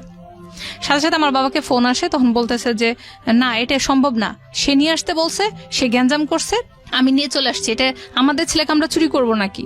তখন যাই হোক পুলিশের কথাতে তেমন একটা রিয়াকশন হয় নাই, আমরা আমাদের বাসায় চলে আসছি। বাসায় আসার ঠিক 3 দিন পরে সে আরেকটা তালাক পাঠায় দেয়। তখন বলছে হুজুরকে জিজ্ঞাসা করেন যে 1 বছর আগে আপনাকে একটা তালাক দিয়েছে আর এবার 2টা তালাক দিয়ে দিয়েছে না, এখনো কিন্তু আইন অনুযায়ী আমার আরেকটা কাগজ আমার হাতে আসে নাই, 3টা কাগজ আসে নাই। হুজুরকে যখন বললাম, হুজুর বললো যে কয় বছর আগে দিয়েছে? আমি কই 1 বছর আগে। কয় তালাক? আমি কই 1 তালাক। ঠিক আছে, আর এবার কয়টা দিয়েছে? আমি কই 2টা কাগজ, তার মানে 2 তালাক। আমি কই জি। আঙ্গুল দেখা বলে আপনার 3 তালাক পুজে গেছে, আপনার আল্লাহর আইনে আপনার তালাক হয়ে গেছে। আমি ওইখানে মানে প্রায় সেন্সলেস হয়ে যাই, কিন্তু আমার পুরো শরীর থরথর করে